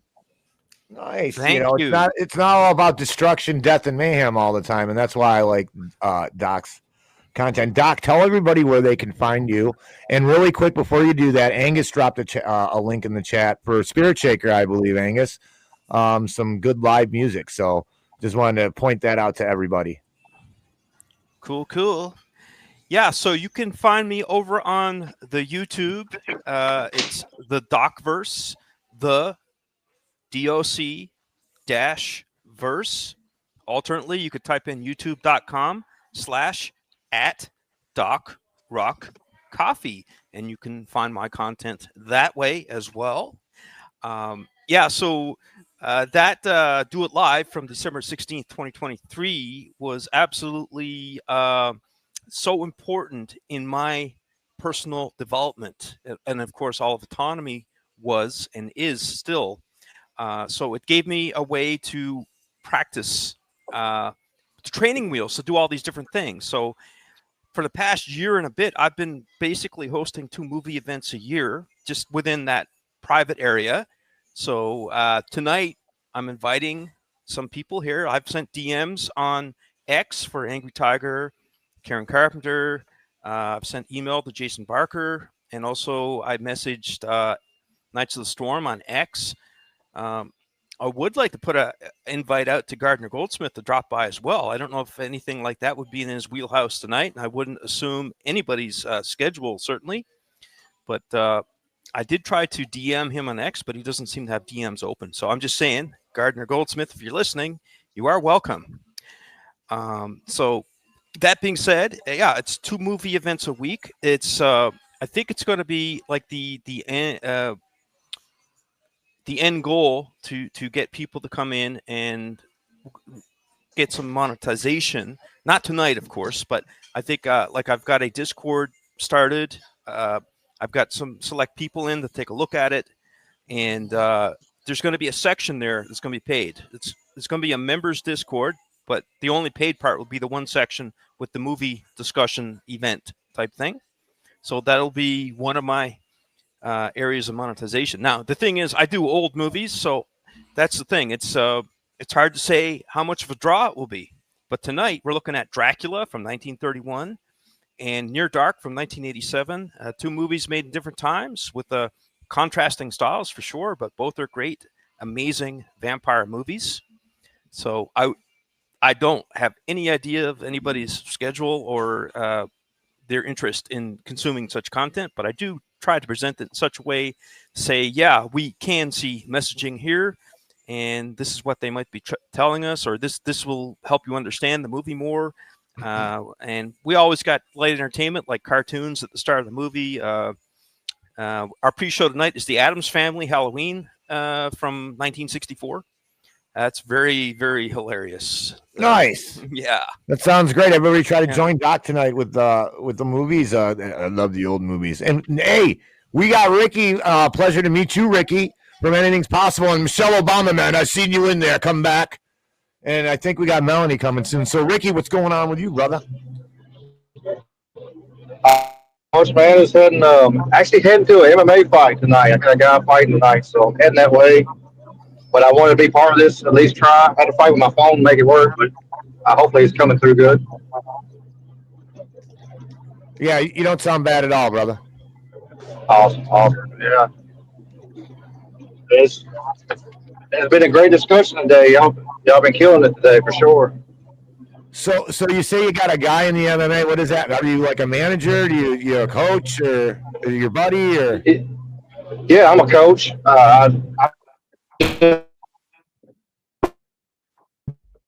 We're losing him.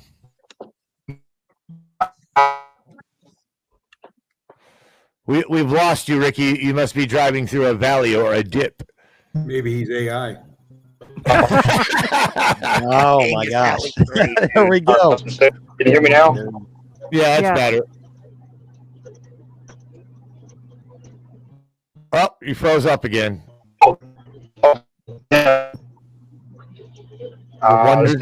Just trying. Exactly. The wonders of 5G. Ricky's got a show.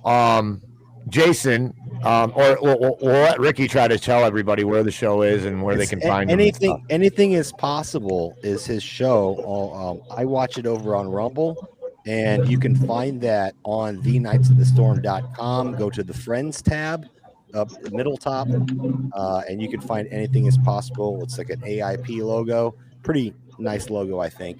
Simple and clean. But it's a good show. It's a really good show. We've been on there. Ricky's been on with us. We've been on with Ricky.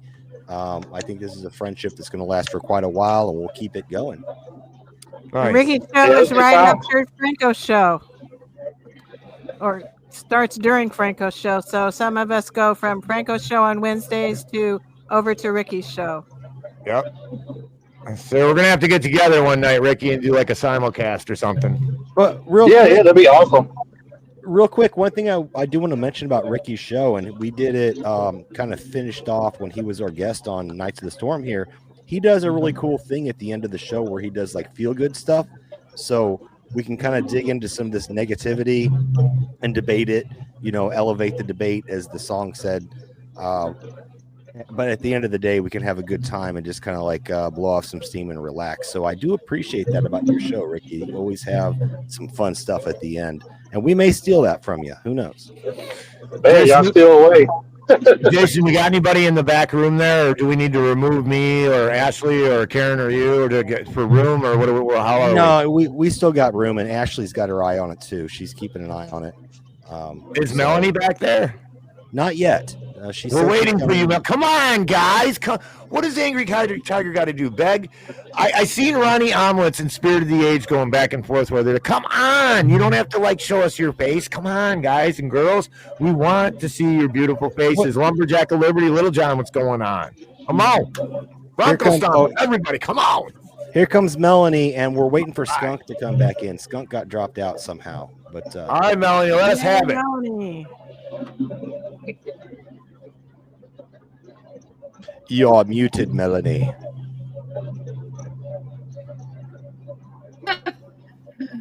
Am I muted now? You are not. We can hear you. The lovely Melanie has joined us. Well, okay. Promise me you won't vomit when you see me. Promise? I'm not kidding. I look. Oh, come now, Melanie. Everything's going to be fine. It's okay. I brought my barf bag. Okay, I just gave a warning. I mean, I'm like 30 plus pounds overweight. So, okay. Oh my goodness. Here I come. Hang on. Well, Dad burn it. It didn't do it. Dad burn it. Let me try it again. Okay. Hang on. You can tell she's from Missouri because she says, Dad, burn it. Thank you, Jason. Hang on. Well, darn it. Why is it not? Oh, no. Geez. There I am. You are. Jeez. Yay. Hang my head, my hair that I need to cut again because even though it was like all the way down to my rear for a while. But anyway, okay.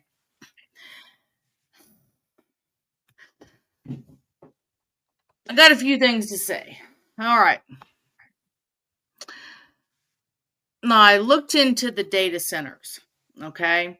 And they said there was 47 in my state of Missouri. Same with Jason.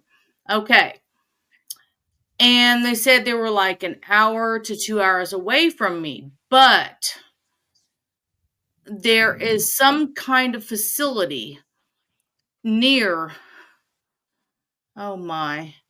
Like right next door to where my father-in-law, who is 93, is in an assisted living, which I used to work at a few years ago. And it doesn't look like an Amazon facility, okay? And I'm going to go by there tomorrow, and I'm going to look at it a little better, but I've seen the Amazon data centers. And, from what people have said that is near them. And so I'm going to look at it and I'm going to see if it looks like that. And first I thought, well, maybe it's an Amazon distribution center. Well, no. The Amazon distribution center that started here is in a totally different location. And I'm like, oh my. And, oh my, I talked to my father-in-law, God bless his soul, even though I warned him way before 2020. I said, don't take the shot. I don't care what, don't take it. And I knew very little at that time.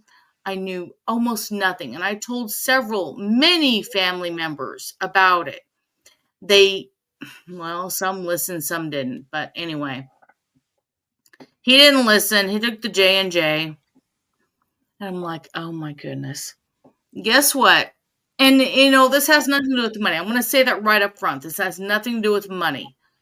I don't care if he gives me a dime or a penny when he passes. It has nothing to do with that. I cared about him and his health he pays $8,000 a month for some pharmaceutical garbage. My understanding it's a pill. I don't know that 100%. To supposedly keep him alive. Are you effing kidding me? This is insane to me. That they're just robbing, in my opinion, the elderly. And probably going to take everything they have.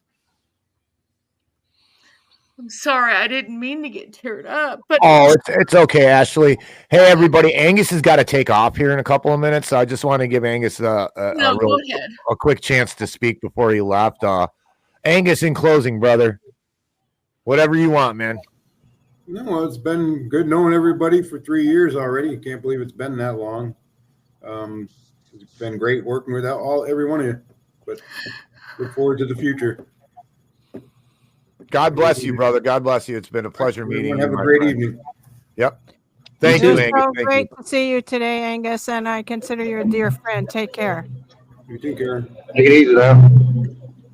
Angus, great to see you. Thank you. I'm sorry. You okay, Mel? It just breaks my heart because I honestly believe what they're building right next to my father-in-law's assisted living facility is a data center. I honestly believe that because it's all low to the ground stuff. It's not like a distribution center. And then I talked to my sister-in-law yesterday, and she said that the distribution center for Amazon is in another location in our city. So it's just weird. It's just weird. And I bet it's not even a mile from my freaking house. And it's not about me, but it's about all the people that are so darn close. And my father-in-law is not doing well. Okay, he's 93. I understand that. But it just, I don't know how to say this. It's so disheartening to you try to warn people and they do it anyway, and then all these things happen and they don't connect the dots. I guess that's what's the most disheartening, that they don't connect the dots, or at least the majority don't. Or is it just, no, it couldn't have been that. The government told us to do this, and then the media told us to do this, You can't, you got to pray for him. And everybody, please pray for Melanie, Yes. Well, and the thing is, everybody, I don't know what has happened to my husband. And Karen knows this. Mm-hmm. I've talked to her. And all of a sudden, he has problems again. All of a sudden, my gosh, his blood pressure was just crazy, like 177 over, and I want to say 124, but it was possibly 144. Melanie, I was does he so drink? freaked out. I was so freaking freaked out. And then he wanted to go to the emergency room. And then he says, "Oh, I'm going to do whatever the doctor tells me." And I'm like, "Are you freaking kidding me?" And he almost blamed me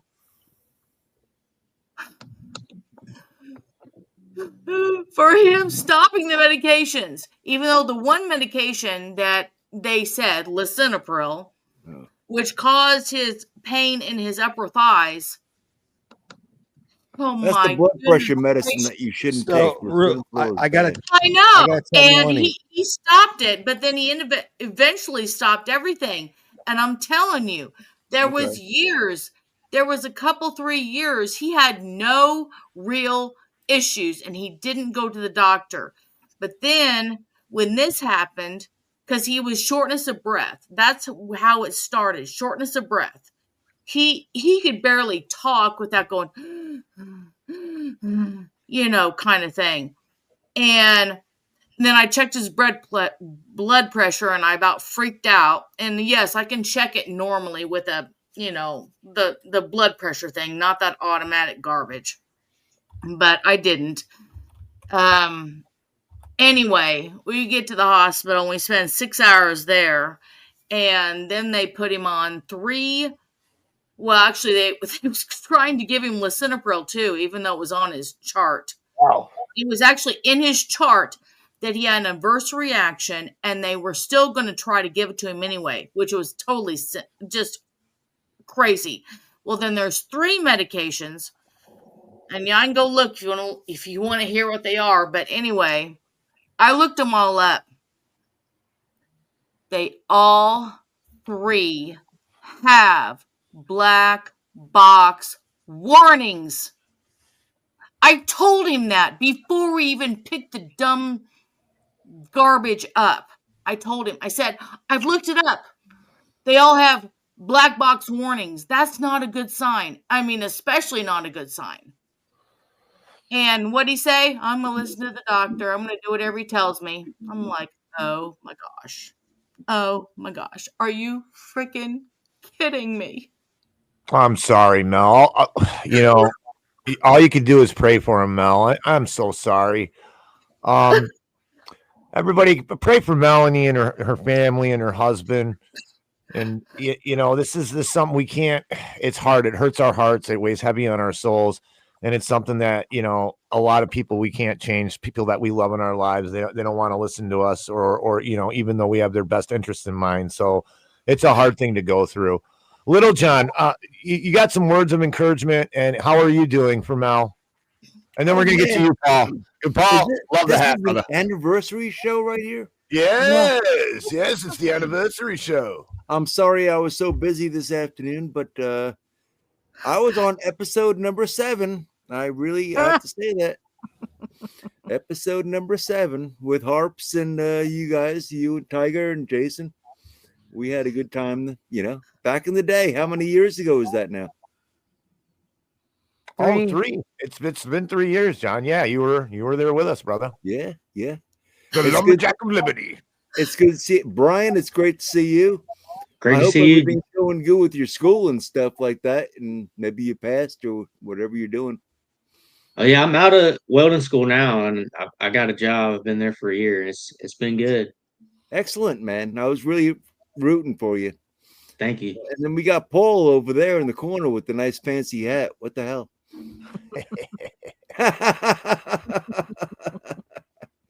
Hey, Doc Rock, I don't think I know you. You do now. You're muted, Doc. Hey, yeah, how you doing? I'm wishing the Knights a happy 3rd anniversary here, and they're praising up my content and sharing my links, and they're making me feel good. How are you doing? Oh, we're just fine. I'm out here in my man cave. Everybody likes my bookshelf. The bookshelf of the ages, sir.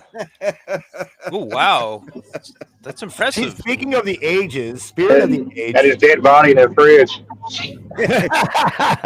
Spirit of the age. I have seen you in the chats a lot. Always insightful. Paul, if it's okay if I call you, well, you put your first name on the screen. So, Paul, it is a pleasure to meet you. I love meeting our viewers. How are you doing, brother? What's on your mind? I'm doing well, and I just got on by a dare actually. So yeah, so dare, you know. Yeah, but Ronnie Almond isn't holding his end of the bargain up. So there you go, Ronnie. And I got the Panama hat. Yeah. Nice. So all challenges have been met, and now you have to meet my challenge by at least showing your face, Ronnie. No excuses. Yeah.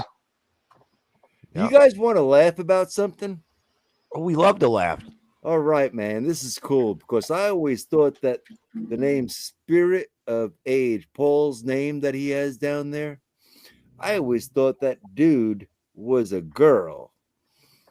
Until I finally, you remember that poll? I was kind of embarrassed at one time. I was like, oh, hell, man, I'm giving hugs to this guy. And now I know he's a dude. Tom is the same way. I think Tom still thinks I'm a girl, I think. Misfit Tom, he still thinks I'm a girl, I think. And I had to basically get online to show everybody, hey, no breastises, you know. I basically had to do that, you know, a couple of times just to prove it, you know. I don't know why they got that, you know. I don't know why they got Spirit of the Age. If that comes, okay. Kind of a little bit of the story behind the name. I was listening to Hawkwind at the time, and there's an album out there, the Hawkwind album, and I think it's called Spirit of the Age, and no, it's called Quark, Strangeness and Charm, and I was listening to that album, and I made the account name for a different place. And when I came to Rumble, I just kept that because I had all the pictures and everything set up. So I just kept that. But people think it's like I'm, I don't know. I don't know what kind of impression people get from it. It seems to be a weird impression. But really, it's about a dystopic song that Hawkwind, you know. That's where I get the name. The word spirit made me think that you were like a chick, you know. The purple lettering is what made me question the gender. Purple, and there's nothing wrong with that. Color's random. Poor guy. What's your favorite color? My favorite color?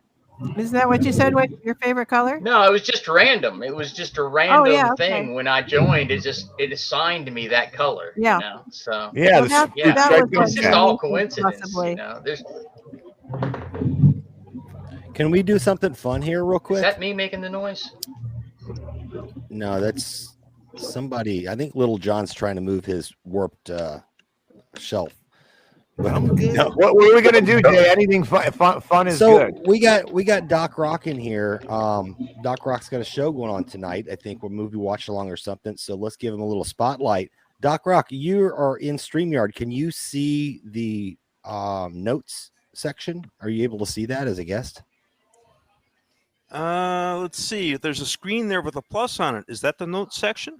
No, on the right hand side of StreamYard, you have private chat you can see. I don't know if you can see the notes. Maybe you can't. But I was going to give you the honor of doing shout outs. No, I can't see it, brother. I would love to do it for you, but I don't see it. Okay. Well, who wants to do the shout outs? We need to shout out the chat because we haven't done that yet. I know, Tiger, you covered quite a few people in there. But we've had a lot of people watching today, so I want to make sure we don't forget to do that. Who wants to do it? Come on. I don't mind, or Ashley can do it, or you can do it. Little John can do it. Little John, are you capable of doing that? Of course you're capable, but do you have it? Can you see the chat or not? Is what I mean by that. I can see the chat. Let's give everybody a shout out, brother. Let's do it. Nostradamus style. Nostradamus. Let's say it again. Nostradamus. All right. We got Nostradamus. We got Ashley, of course. You look great as always. And we got Karen Carpenter. What do you call her, Tiger? Auntie Karen? Auntie Karen, and she is the den mother of the Tigers Den as well. We got Mr. Doc Rock in the chat there. I mean, not in the chat, but in the panel. We got myself, and we got Greg. Greg Talent. I think his first name is Greg. Yes, it is. We got Mr. Bronx Stomper. He is a brother. Bronk is a brother. Hey, Bronk. And Skunk Hollow Rose Garden. I don't really know too much about you. He used to be Michelle Obama, man, dude. Yeah, Michelle Obama. Really? Yes. Okay. Yes. I got to He is one hell of a gardener. You should see his stuff on Twitter. All the flowers, dude. Beautiful stuff that he's got going on. Hey, we got Sweets over here. Big hugs to Sweets. Big hugs. And Karen. Hey, let me pause you real quick there, Little John. Go ahead. So we got Mike Strange from TMR, Troubled Minds Radio. He does a show about 3-4 times a week. It's kind of really along the lines of similar to what Angus was doing with his show, where it's kind of just, it's the maybe juice. Let's just talk about some weird stuff, right? It's a really fun show. But a lot of our viewers like Sweets and Raz and Hiker, well, it's Foggy here, but it used to be Hiker Emoji. But those are people I met in his show, in their chat. And Mike's been on our show. It was really good. He doesn't do politics on his show. He steers away from it. So we brought him in to here to talk politics so he can kind of get that off his chest or whatever. And it was a great show. So I just want to thank him and his crew. If you want to get away from the politics a little bit and get into some fun stuff and some maybe juice, that's what they call it, some maybe juice.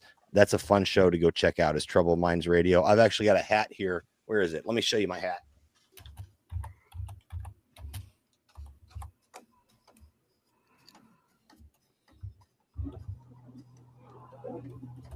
Yeah, Troubled Minds is fun. Yeah, Jason, nobody knows this, but Jason wears a different hat for every show, and he just like, he does that.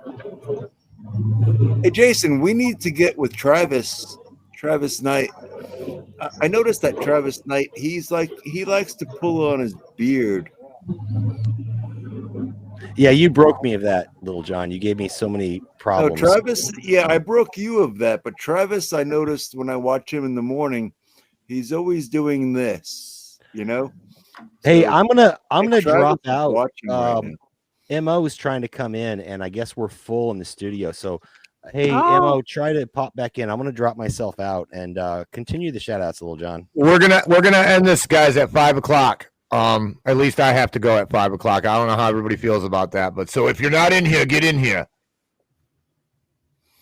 Well, let me give a big. I was gonna say big. Yeah, continue shouting out the chat, Little John, but you gotta move and groove and. Mr. Angus Young. Hold on a minute. Un momento, por favor. See, amigo. Mr. Angus Young. It's good to see you out there, brother. Angus And then Mustang. I haven't said anything to Ricky. I apologize to Ricky, but for some reason on Wednesday nights, it's kind of like I'm 61 years old and it's like my rest night. And I do not get to watch your show as much as I should. I apologize. But Ricky, It's okay. it's a great show. I've been on Ricky's show. A lot of people have. It's a great show. Thank you, Ricky. Thank you very much. No problem. Anything is possible. I like that. I said hello to Bronk. Who else is here? Melanie, we give you hugs and kisses. Really, we do. It's all in the word of prayer. Prayer does work. It really does. I don't know how it works, but it does. And who else is here? Mr. Gardner Goldsmith. Brother, peace. And Mr. Ronnie Omelets. Oh, my goodness. Where is he, from France? I love the Omelette du Flamange. I love that name. Is he a conehead from France? The old Saturday Night Live? I took French. I know some strange off the wall French phrases. Oh, I thought I had myself on live there. I'm sorry. There you are. Yeah. Doc Spoiler. Who would think Doc Spoiler is right now? Does anybody know who Doc Spoiler is? That's Doc. That's Doc Rock. Rock. That's me. John, Okay. check the chat. Jason, there's a full list, so you don't have to scroll through the Rumble chat if you want to run through that one. It's in our in the DM. Somebody help me out here. We had Billy Ray Valentine. Did we get Sweets? And We got Sweets and Billy Ray. Guard, of course. Lord Raul Fuentes. Lieutenant Oracle of Truth.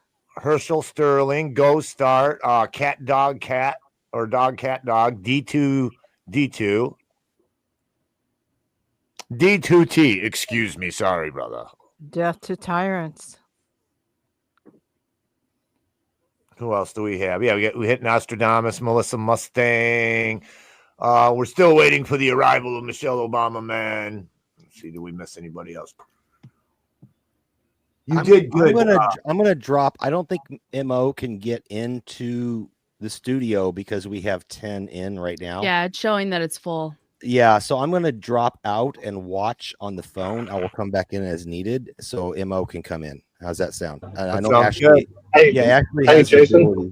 Yeah, Jason, I'll drop, so especially since I'm driving down the road anyway. I'll jump out. no, it's all right. I'll drop out. I need to go have a smoke anyway. So dirty habit. Anyway, yeah. Go ahead, Mo. I'm gonna drop completely out. You should be able to come in. Ashley has the reins here, so she can do the production work on the back end.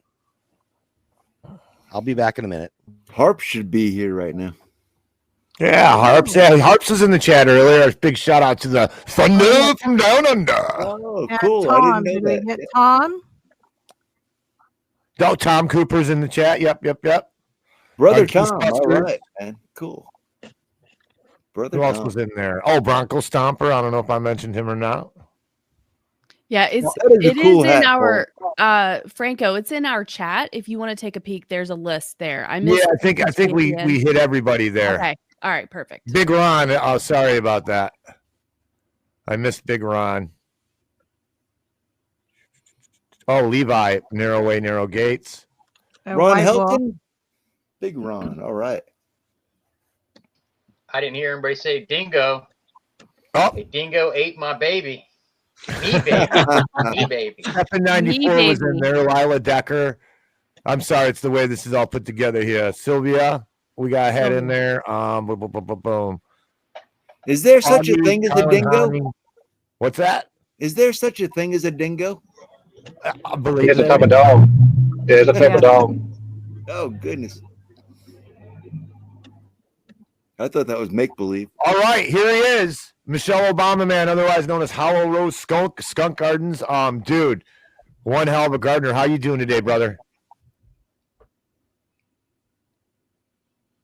We can't hear you. He's spraying us. Can you with guys that hear me skunk right now? juice right there. Yeah, I heard. Yeah, you. we just heard Can you hear you. me?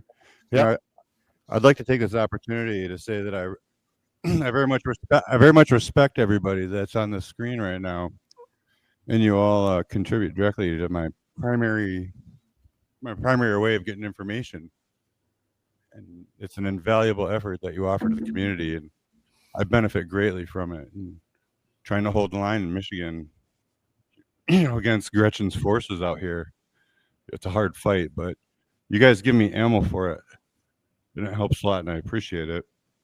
But I'm kind of tied up right now. There's a lot of people taking pictures of flowers, but I'm listening and I'm with you. But you guys have a fantastic day, and I love you all. Thank you so much. Thanks for hopping on here. Honored that you would say Yeah, that. And appreciate you. Thank you. your beautiful flowers really give back to me too and help me keep going. I know Franco appreciates them so much. Thank you. It was great to see you. Yeah, thanks for coming on, man. Great to see the skunk's butt. Yep.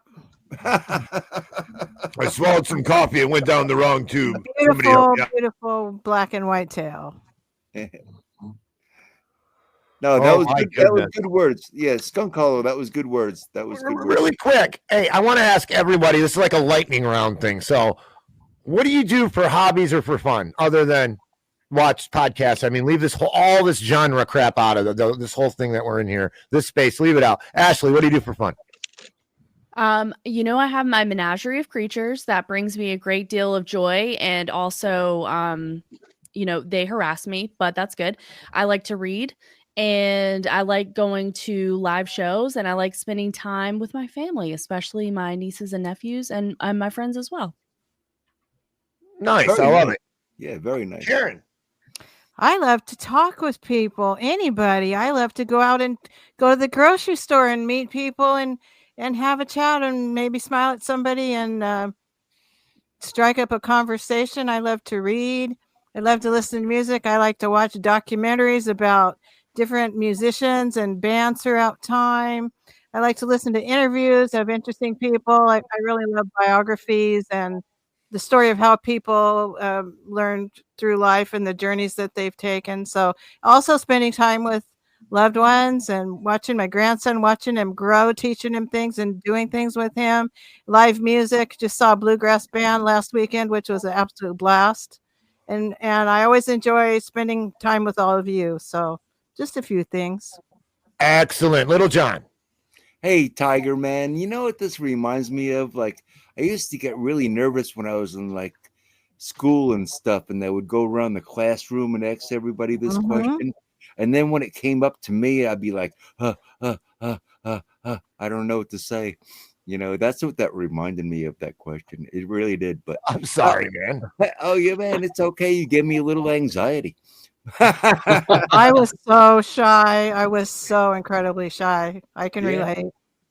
But no, nowadays I'm just like a lot of you people know. I try to keep busy on house projects, things that need to be done, and it keeps me busy. I don't call them toys anymore; they're tools. Tiger, you know, Nice. no, they're not tools; they're toys. Yeah, they're all toys. Yeah. They're big boy toys. So Fun therapy, fun. Brian, what do you do for fun, brother? I mean, I like to read, and then I like going to like bookstores and finding the books I want better than just ordering it. So I'll go around to Yeah. some like different bookstores and try to look for stuff. I mean, luckily I like welding, so my job is fun. So welding, I really enjoy that too. But yeah. you ever Nice. burn your hair, Brian? You ever burn your hair?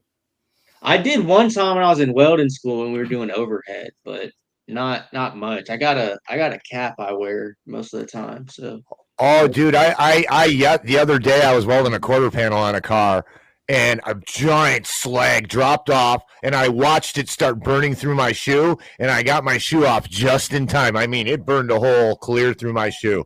Doc, what do you do for fun, brother? Well, I like to work on memes, graphics, videos. That's my fun. Projecting positivity to the people around me. I've seen the proof. You know, karma is real. You put out goodness, and the goodness will come back to you. That is 1,000% true. I do like to seek out different movies and TV shows I've never seen. There's all kinds of quality movies and TV shows that I'm still discovering, and movies I presented in the last year and a half. Quite a bit of that is me discovering movies I didn't know, such as, say, Shenandoah, which came to light because of David Knight. David Knight has his little vignettes. He talks about it sometimes. So it got me to seek it out, and it's an excellent movie. Very good. Thanks to David Knight. Bring it to my attention. I didn't know it existed until the David Knight Show. So I'm hoping to present Shenandoah again soon.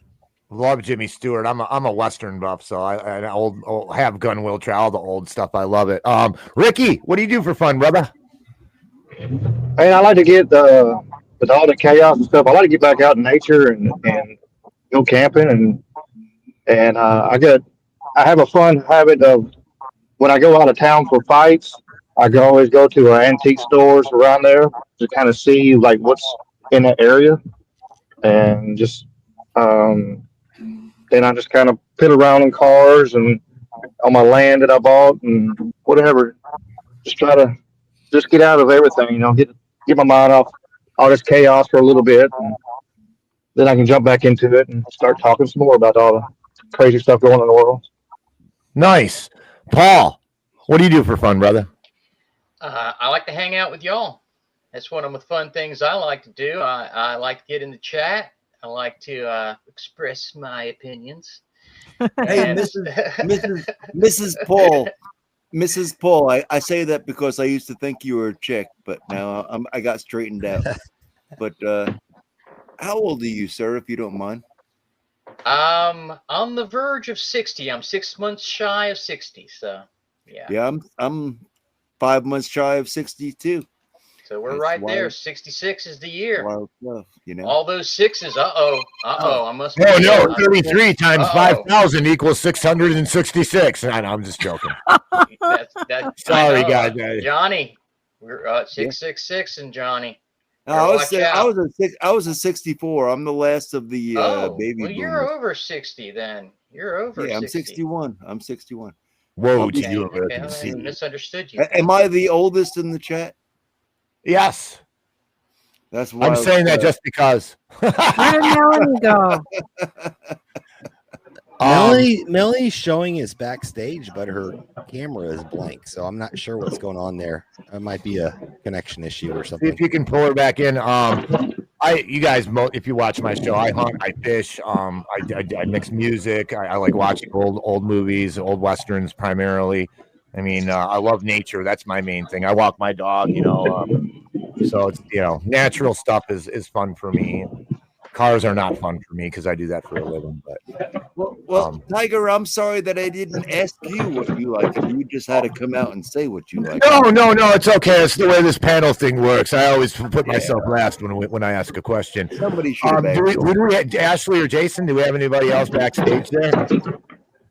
No, I think closing Levi. in on 10 minutes to the ending of the show here, everybody. So if you want to come in, maybe one of you guys could throw the link in one more time. All right. Levi was wanting to come in. He hit me up on the phone when I dropped out of the studio altogether. That's the cool thing about StreamYard is that I can actually leave and it continues to run, which is why we don't run OBS, because that would be completely reliant on my connection, which sucks. But yeah, he was wanting to jump in. How many do we have in right now? 1, 2, 3, 4, 5, 6, 7, 8, 9, 10. Melanie, I'm sorry. I'm going to have to kick you, Melanie, to make room because you're stuck. So that Levi can come in. Kick me, Franco. No, she was frozen. I dropped her out. So Levi, please, I'll put the link in the chat for you. Please try to come in. He wanted to say something before we dip out of here, Franco. Oh, Ricky's at his event. Yeah, I was gonna say I wanted to show y'all. I went live. Wasn't that a song, Levi? He's my brother, the Elton John song. Levon. Oh, gee whiz, I'm an idiot. My mother, my wife says, I call her Ma. She says I'm an idiot. Everybody calls me an idiot. Nah. I have good intentions, though. LJ has bears in his backyard. Tell us a does? little bit about your bears. Oh, I was laying. This is the true story. A couple weeks ago, I was taking a break, and I'm laying on the ground, on the grass, in the backyard here, and listening to the radio, looking at that beautiful blue sky.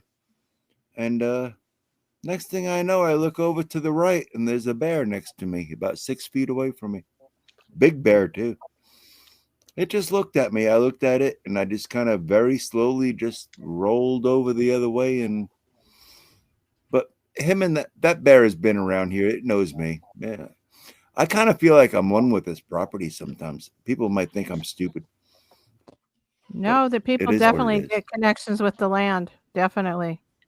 You know, that bear might have been a cub here one time. I've been here for 25 years almost. So it might have been a cub came around here when we were feeding it. They love their apples. We put apples out every once in a while. They're always gone the next day. Bear is pretty good eating. Just oh, saying. Man. I ain't going to shoot anything unless it attacks me. I'm just saying. Don't you have to be like careful with it though? Don't they get like parasites easily or something like that? Yeah, you got it. Certain times of the year, I mean, I'm not, I don't hunt bear, just because there's not enough of them to be hunting, and we need them as a natural predator. But I have tasted it before. Brian. Yeah. Black bears don't take a shower. They smell really good. Sometimes if you ever get a good whiff of a black bear, you'll never forget it. I was wondering about that. Levi, what's going on, brother? We can't hear you. We still can't hear you. Shut up and get unmuted. Let me take a quick moment to wish all y'all a happy 3rd anniversary for your show. And I've been enjoying. I've probably been around about 6 months or so, somewhere around there. And I like the conversation and the people. And y'all keep up the good work. Okay. Thanks, Paul. Thank you, Paul. Appreciate it. Love seeing you in the chat. Thank you. Mm-hmm. Paul, Brandon Bennett, we'll see you in the chat, brother. Thanks, Levi. You got to get your microphone set up, man. He's trying. He's trying. Is I he can tell like by the look Levon? on his face, he's trying. Levon likes his money. Levon sells cartoons, balloons, and town. He spends his days counting. Levi's another prime example of how what love is, the power of love. Levi and I disagree vehemently on things. Well, I've heard you guys argue.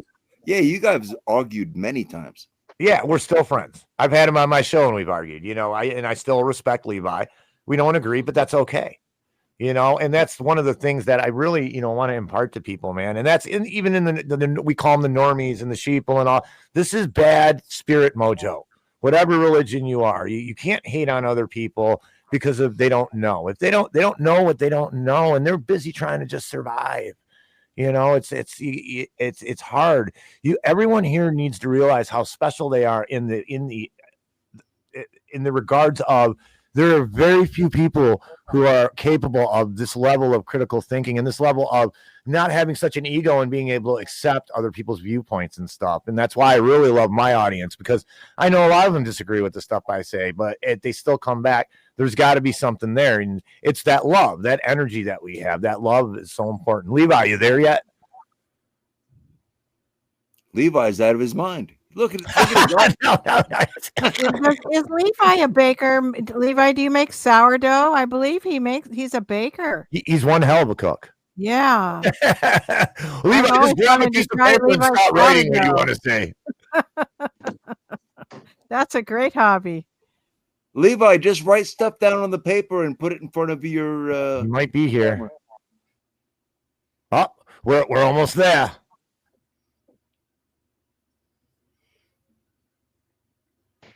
Wow, technology.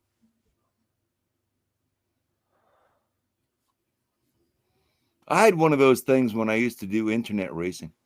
Still can't Can you hear me? ya. Yeah, Yes. you can't hear me. Yes. All We right, can hear you. Levi. Eureka. Oh, you can hear me now? You can hear me Yeah. now. Oh, okay. How are Yeah, you doing, Levi? I've been to I'm doing- Murgatroyd. It's been ages. Oh, I'm doing all right.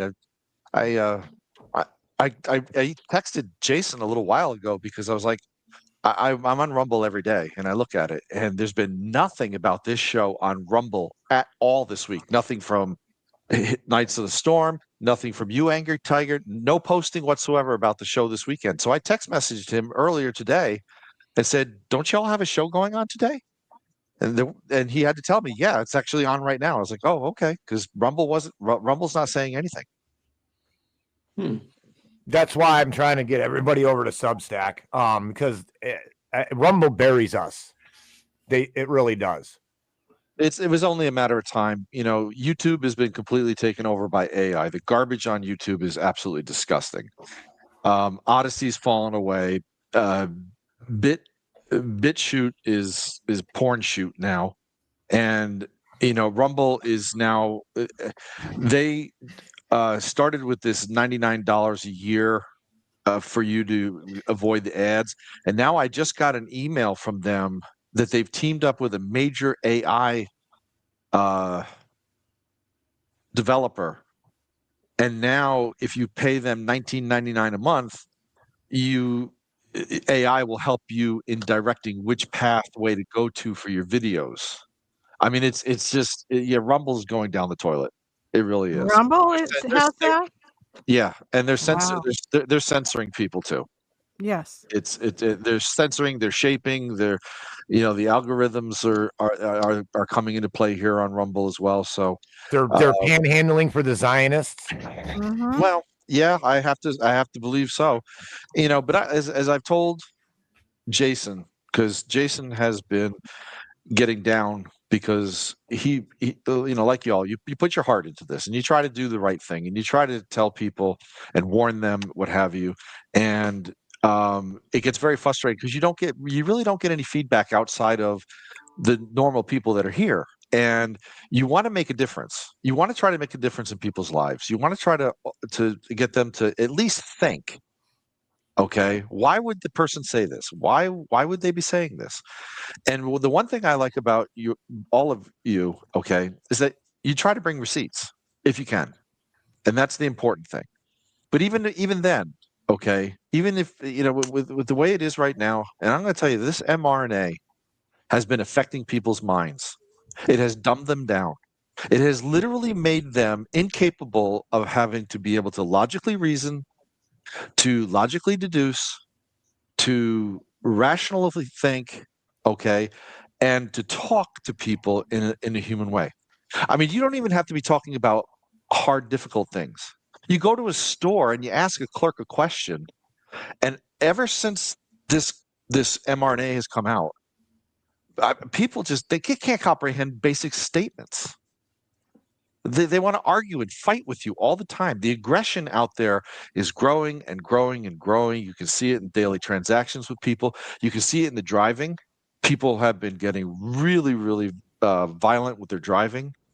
It's crazy. And so, Jason has felt demoralized a little bit because he doesn't know if he's helping anybody. I know Tiger has felt that way too sometimes. I'm sure Karen has. I'm sure Ashley has. Little John, when you're talking, Brian, when you're talking, Geesebusters, I know he feels frustration on a whole different level because he's trying to bring alternate ways of dealing with man's encroachment on the birds' territory. And he's trying to bring alternate ways of dealing with them rather than just trying to slaughter them. And sometimes I know he feels like it's talking to a brick wall. It is. And it gets very disheartening. It gets discouraging. And it makes you want to throw your hands up and say, why bother? If nobody's going to bother listening, and this is it's a lost art of communication. Ask yourself, why would he say that? Where is he getting that from? Why would he or she say this? Okay. And listen to what they have to say. Ask questions and then go back and do your research and find out. And if you find out something which is contrary to what they're saying, don't throw it in their face and shove it at them. Just say, hey, I did the research based upon what you said, and here's what I found, which is contrary to what you're saying. What do you think about it? Because if you're going to turn around and you're going to lambaste people and you're going to call them names or just throw them off, you're not going to make anybody grow. You're just going to harden their heart, stiffen their neck, and they're not going to communicate with anybody anymore. I told Jason this the other day. Okay, I'm very emotionalist now. Father has taken all emotion out of me regarding this time and this period, because what is actually going on out there is so horrific, is so damning and damaging and so painful, okay, that when you try to tell the truth to people, they can't handle it. Because most people, sadly, run their lives by emotion. They don't look at the facts. They don't want to hear the facts. Everything is emotionally driven.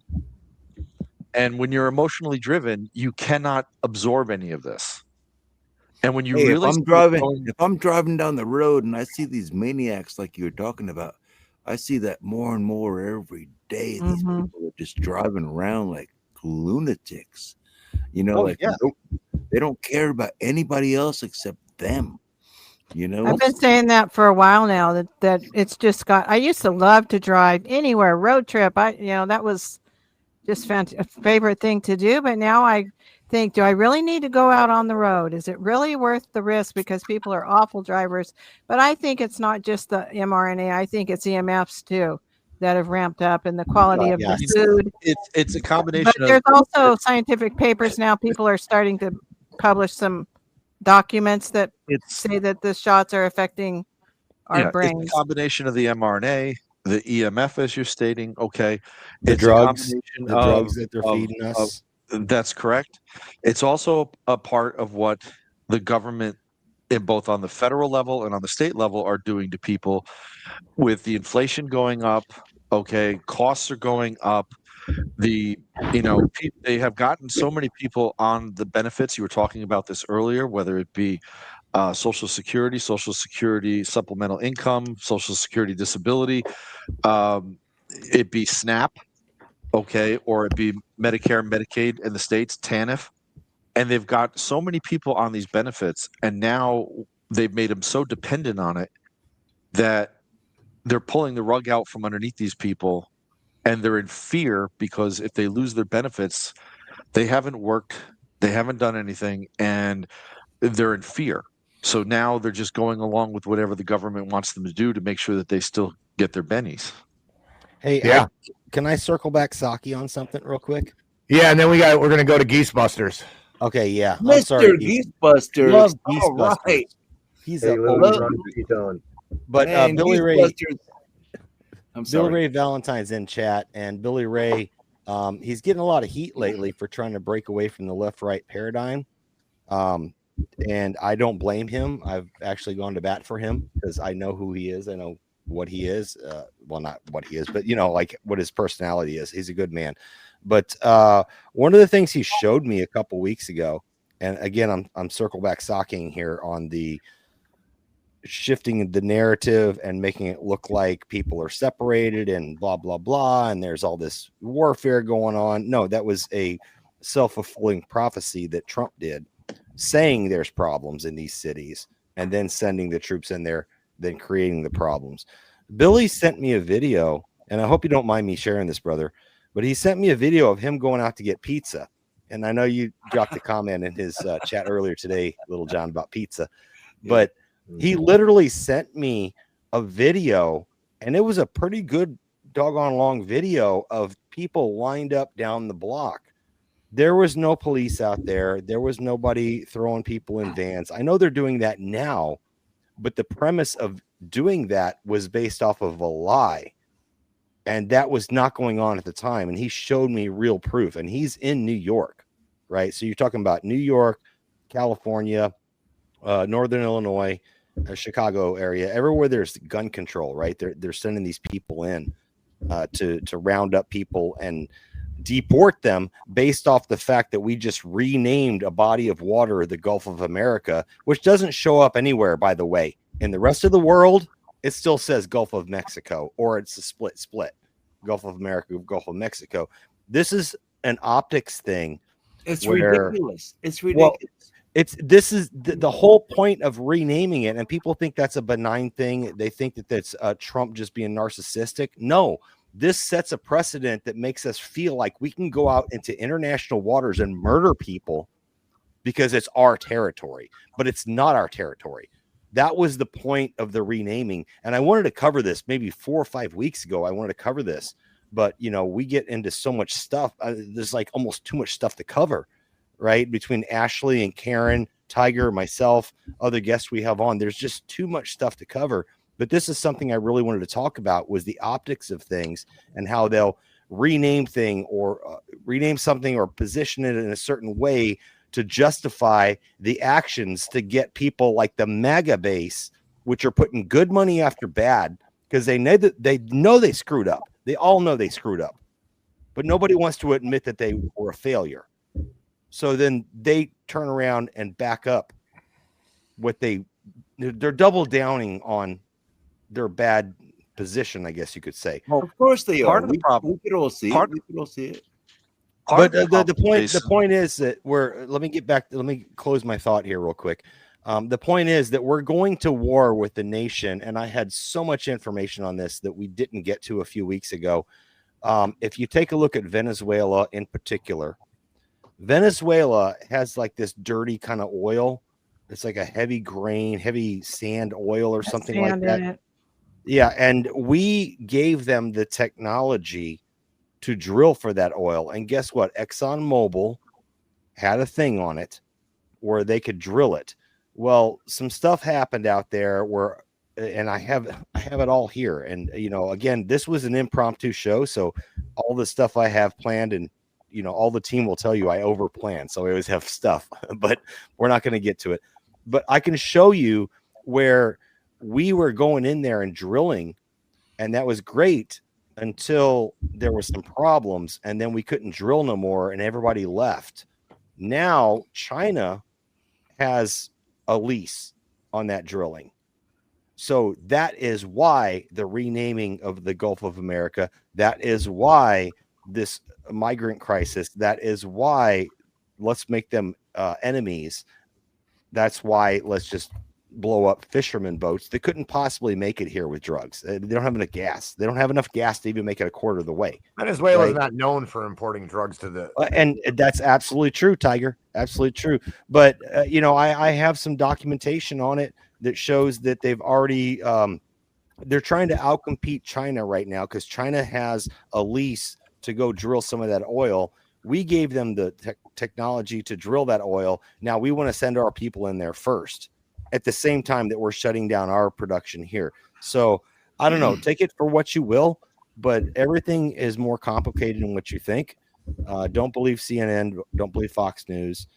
I'm sorry to go there, man. I know this is a fun episode. I don't think anybody here is in danger of believing CNN. Geesebusters. What is going on in the world of the mighty bird? Well, first I want to congratulate Jason. 3 years. I tell you, you did a great job for this show. I just remember meeting everybody in the David Knight chat years ago. That's how I met everybody there. It was before you even had your show. We got to know everybody. John was in the chat. Everybody was. And then it just grew to this big neighborhood we have now. It's like you're my smart family, like stupid ones are reality, but the smart family is this show and the people in the chat. But geez, 3 years, it went really quick, Jason. You did a nice job, and I love supporting it. Matter of fact, I tried making a donation, and they're not taking my money for some reason. There's nothing wrong with my cards. I've been trying a couple of times, and Rumble refuses to take my money. Same thing the other night with you, Franco. I tried to make a donation, but they wouldn't let me. So I got to find out about it. And they give me a phone number. They don't give me an email or anything. I have to talk to them in person. So, I don't want to give any voice recognition to them, No, Right. I wouldn't mess with that. There's got to be a better way. Yeah, well, I tried. I even tried a debit card. They won't take my money. All the cards are good. Set up a PO box there, Jason and Tiger. Well, No, this is why we're going to with Rumble. Yeah. real quick to Franco's point. This is why we're trying to move to Substack. I know we went from YouTube, Twitter, whatever, over to Rumble. Rumble's starting to go under the same thing, and we've seen this. Me and Franco have talked about this offline a lot. We've seen the pattern.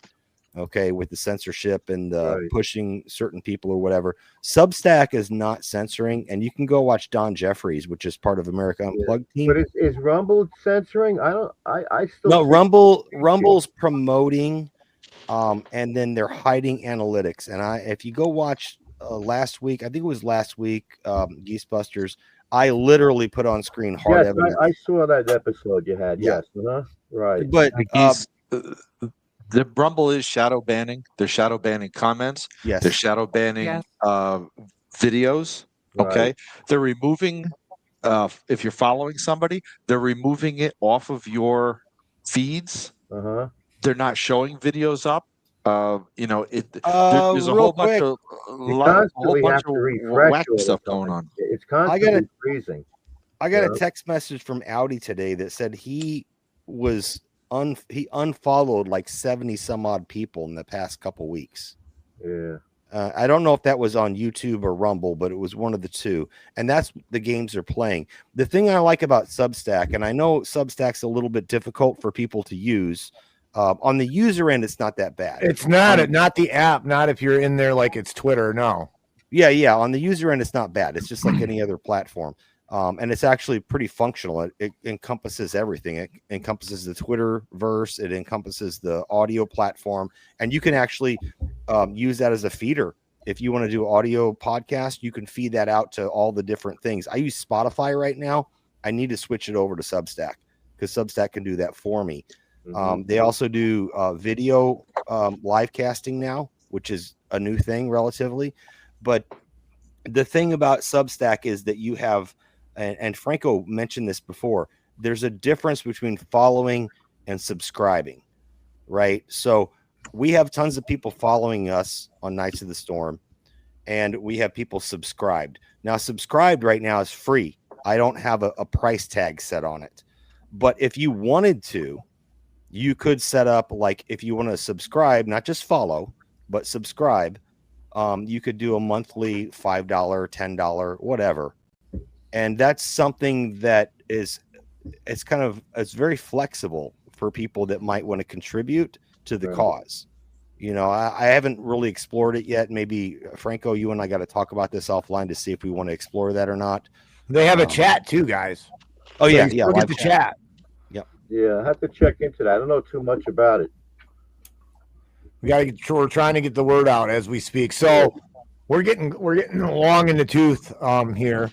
So I think I'd like to do a roundtable closing thoughts from everybody. I also want to thank everybody that came on and left. Paul, who else did we had? We had Ricky from Anything's Possible. We had Melanie, everybody that came on. If I'm missing somebody please help. It's been it's been quite a while here. We've been broadcasting here 3 hours and 14 minutes to be exact, or 8 minutes. So let's get some. I would like to say something.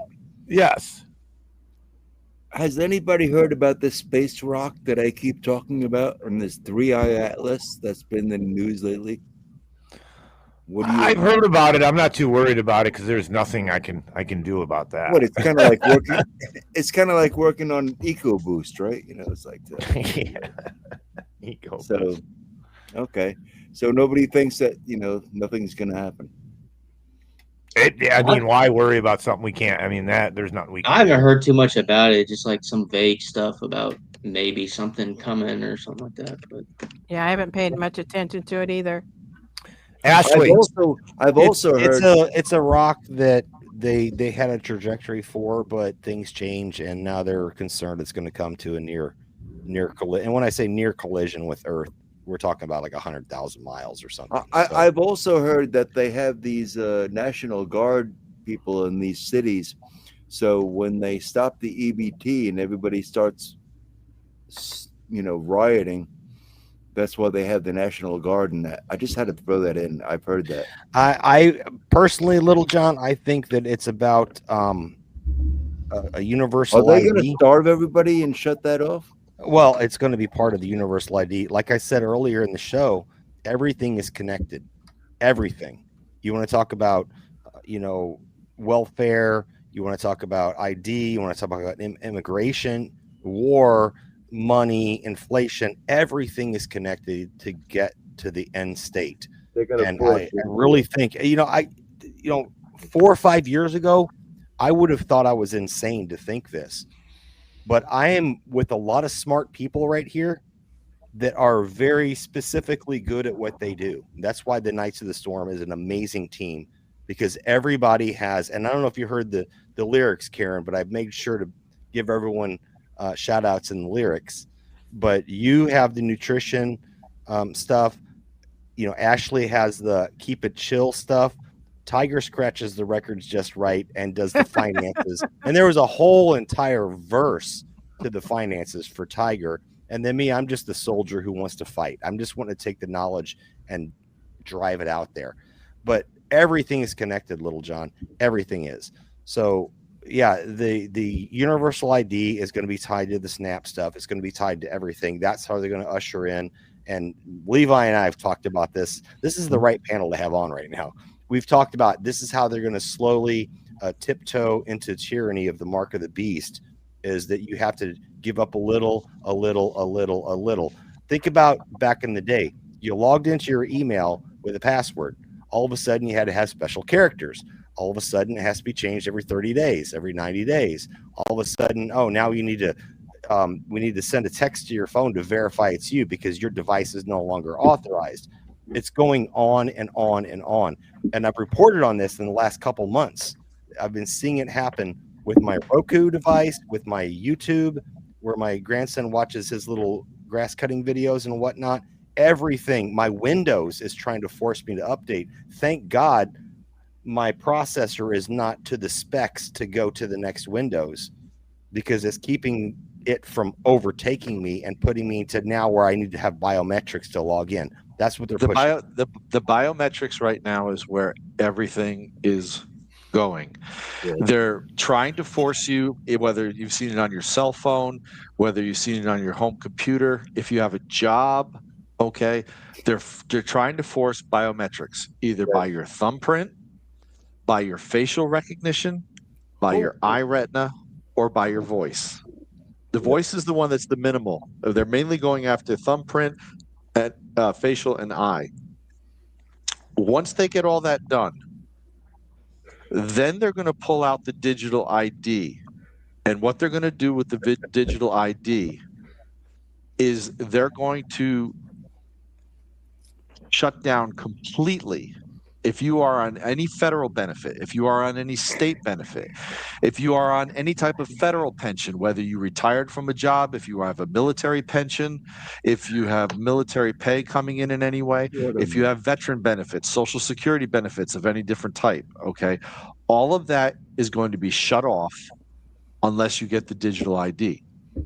And at the root of the digital ID is the mRNA vaccine. You must be completely and totally vaccinated in order to get your digital ID. You could look at England right now, because England right now, the legislation is being passed that the digital ID is going to be rolled out in December. And in order for you to get your digital ID in England, you must be up to date on all your vaccines. And without the digital ID, you cannot work, you cannot buy, you cannot sell. The vaccines are the root of the digital ID. And Jason is 100% correct. It's all tied in. They don't need to turn around and turn the banking system off and wipe out everybody's money. They're going to steal it. They're going to steal it because there's going to be people who are going to fight and resist the digital ID. And if you don't have the digital ID, they're going to lock your money down. You're not going to be able to use your debit card, your credit card anymore. You're not going to be able to do anything unless you have the cash with you and you have somebody on the other side who's going to be willing to accept that cash or gold and silver. But eventually what's going to happen is they're going to take everybody's money away from them in a complete and total global shutdown, reset it, and then they're going to put everybody on a basic income or a basic stipend, and you won't get your stipend unless you have the digital ID. And then at that point, all the data centers collection information will come into play, so that if you say anything, on social media, or you say anything out in the public that's recorded, or if you do anything, look at anything, or you don't like what you want to buy, or you're not being a team player at your job or anything, they're going to tweak and shut off your digital ID. So you no can't government cheese for you. No government cheese for you. Well, they'll start can't you take out, the train, man. can't take the plane, can't take the car, can't do nothing. Yeah, you can't. It's all heading that way. No bueno. Yep. Anyway, exactly. Ashley, closing comments here on the 3-year anniversary extravaganza. Well, I'll keep it quick. I know we're trying to keep it moving. So just that I'm very happy to be part of this community. I'm very happy that I met you all. And AT, you know how it got started way back when.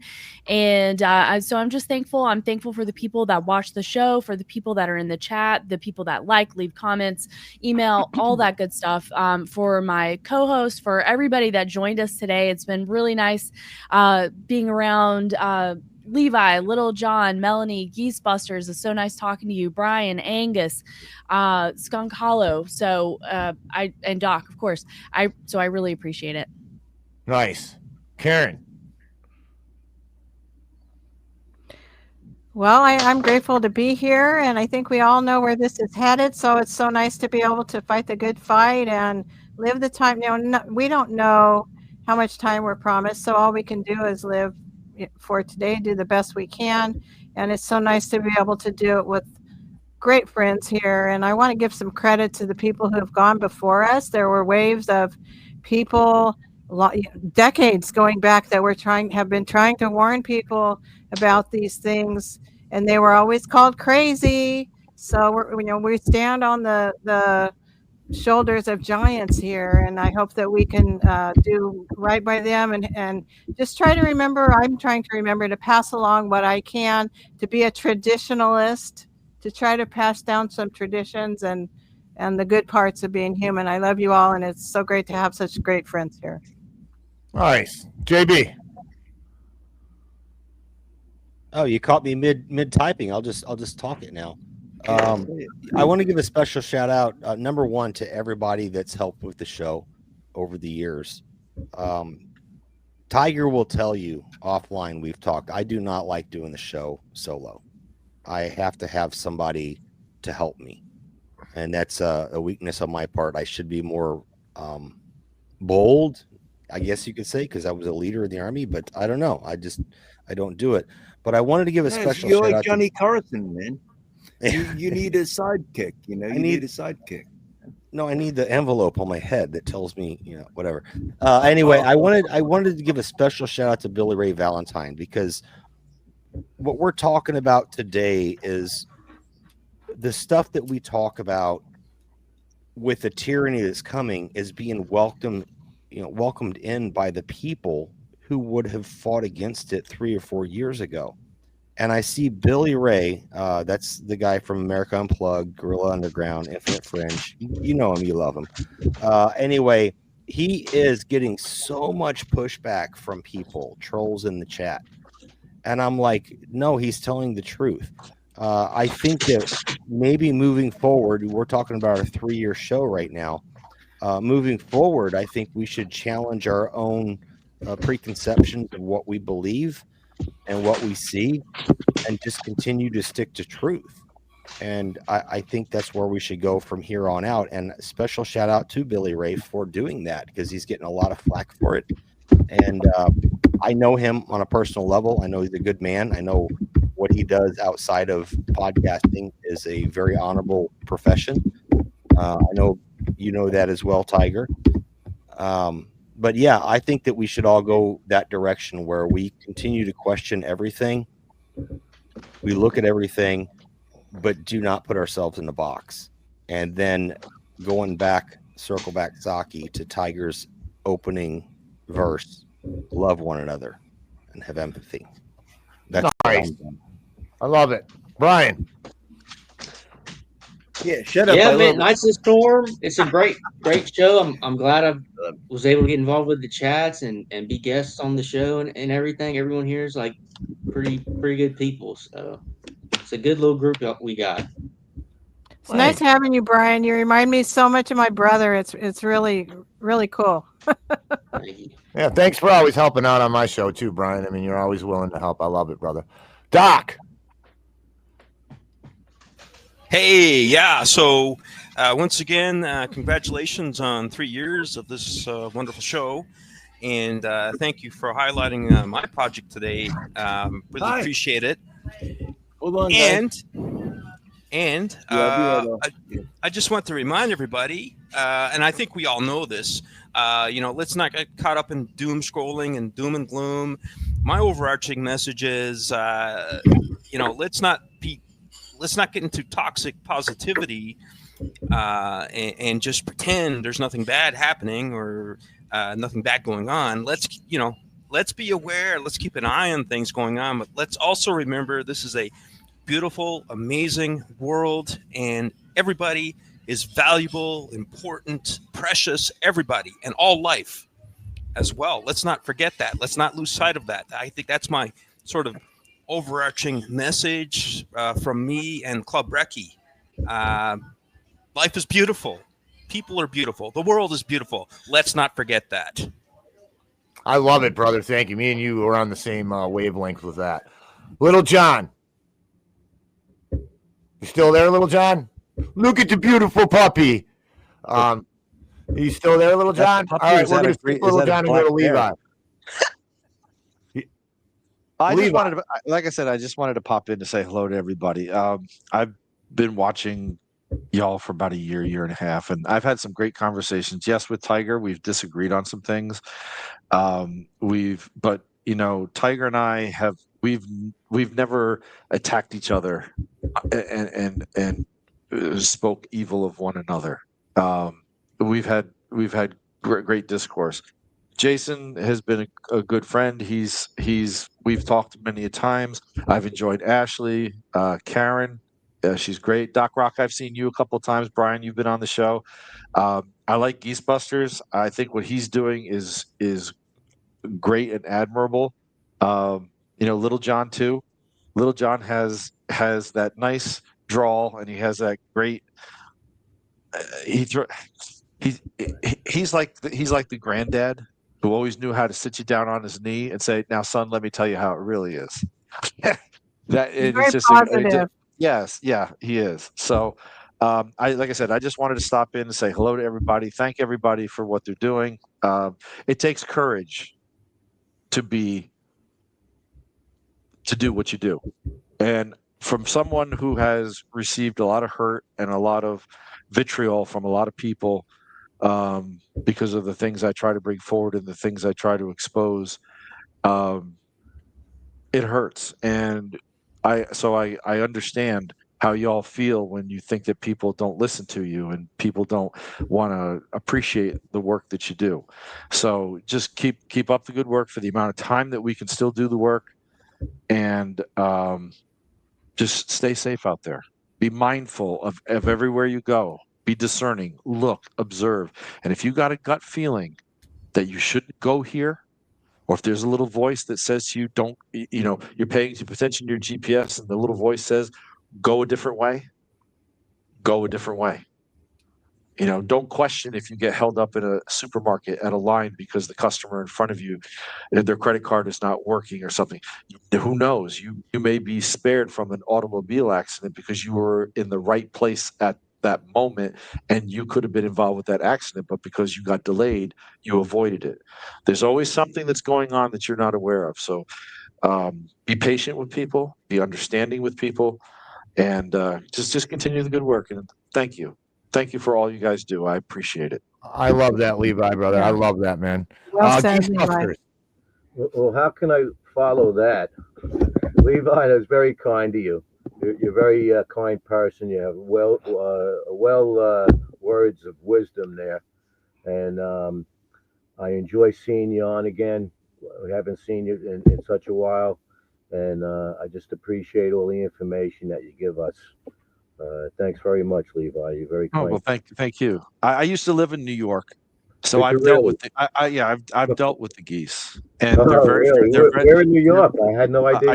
I used to live in Poughkeepsie, New York, in Oh. Hopewell Junction, and in Where my aunt Fishkill. lives, yes. Okay, yeah, up in Dutchess County, Right. and I used to deal with geese all the time. We Oh, feed yes. them and everything, and they're nice. Okay, Yeah. Oh, yeah. But what you Lovely little do. creatures. Yeah. Yeah, what you do to try to save them from people, and try to give an alternative method of handling them, I applaud you, because I can't tell you people how frustrating it is fighting with the government since I come out with this. It disgusts me. I'm fighting with USDA almost every day, and how I've been tied down. And when you Google up geese control, you won't even find me. I mean, all my videos from years ago are all taken down. Time magazine article I had was on the front page of their website. That's completely disappeared. So they're ramping up this bird flu, in my opinion, and I really exploit it because I do keep the wild birds away. But I just want to say this. I know Jason and I have talked about it. Back in September, there was an emergency order that was issued out by the USDA for the vaccination of all fowl. Yes. Turkeys, Right. chickens, ducks, any type of fowl that can be eaten. So just in time for Thanksgiving. Yep, it's So disgusting what they're doing. if you're gonna get a turkey for Thanksgiving, Mhm. okay, do your research. Don't just go into a supermarket and buy a turkey, because you may be buying a vaccinated turkey. Well, absolutely, because they got all this money invested in bird flu vaccines. They're not going to let off on this idea. Especially now, you're going to have migratory birds that are all coming down, and this is usually the time that they ramp this BS up. So you'll be hearing a lot more of it in the news. I'm starting to hear it going on in other countries, in Europe. But every time I try to contact somebody, I don't get a response from anybody. Voicemail, emails with no response. It's constant. constant with me. Well, you want to save the birds. Everybody else wants to kill them. Mhm. And there's an agenda behind the killing. It's not just for the purpose of killing them. They're innocent Because- birds. They're innocent creatures, birds, in my opinion. Well, a very close friend of mine who lives in New Jersey, she is experiencing similar because they are building everywhere. They're building all these apartment complexes, massive apartment complexes, where there is no infrastructure anywhere around or no logistical support mechanisms all the way around.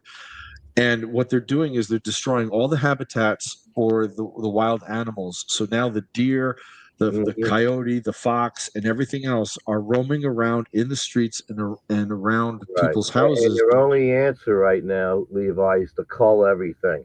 That's what correct. they do. Kill it all. Kill They it all. whack That's all how the that's what they bears want in to the do. neighborhood. They shoot them. Well, the deer, they round them up. They shoot them at night. Geese, I can't tell you what they do with geese. And then look what they're doing with the poultry now, foaming birds. It's disgusting. It's a war against birds right now. That's what I see coming. We'll see what happens. I got to take it one day at a time. Geese, everybody loves you, brother. Can't wait to have you back Thank you. on. You know, I've been plugging areas up in your spot, Franco. Dearborn, Michigan. Nobody wants to talk to me up there. None of your politicians want to talk to Geese Busters. I hope you don't mind if I say this, but I even tried. I sent out a bunch of emails to the DNR, the Metro Park. They don't want this idea out there. They didn't even come close to responding to me. They just ignored it. I sent them Geese's videos and all his website link, all of that, and they were just not interested. And it's a shame. Yeah, I It got really a is. plug out in California, so I'll see what happens there. I think that's a good tie-in with what they allow with technology or not. The way that Geese has this great solution. There's so many ideas that we never get to have the benefit of. It's a Geese, money you're always thing, such Karen, a yeah. gentleman and so kind. I really appreciate you. Well, thank you, Karen. I appreciate you, Ashley, Tiger, Franco, all of you people. It's you do such a great job, and it's the only news I'll watch because I know I'm getting real news here. Yeah, this is where Geese talks like me. We'll go to have a Coney Island hot dog and some fries. Hey, John, you got to come back, John. Brooklyn misses you. All right, everybody. This was an absolute honor. I just want to say to everybody, thank you. I want to thank the viewing audience for the Knights of the Storm, for people who come to the Tigers Den. Everybody on this panel are excellent people. I want to say hi to Brian's dog because he's beautiful. And, just my message is, this has been great. I've met a lot of good people. I'm in a good community, and I can't thank God enough for that. And just remember, everybody, keep your individual sovereignty. Try not to laden yourself with a label. Protect your subconscious and your psyche and your spirit. And love is the most powerful thing in the universe. Hone your thoughts, your actions with love. And remember, you ready, Jay? We're ready. You ready? Remember, when it comes to commodities, time is your most valuable commodity. Try not to waste it. Spend it doing something you love, with someone you love, improving yourself, preferably all three of these things. Ladies and gentlemen, thank you very much for viewing the 3-year anniversary, the extravaganza that we had going on here. God bless one and all. And I have to dovetail that, Tiger, with your excellent outro with keep your sword sharp and your armor tight. God bless one and all. Take care. Thrive and survive. Podcast kings, ring the bell, we prevail. Hip hop, hail, anniversary trail.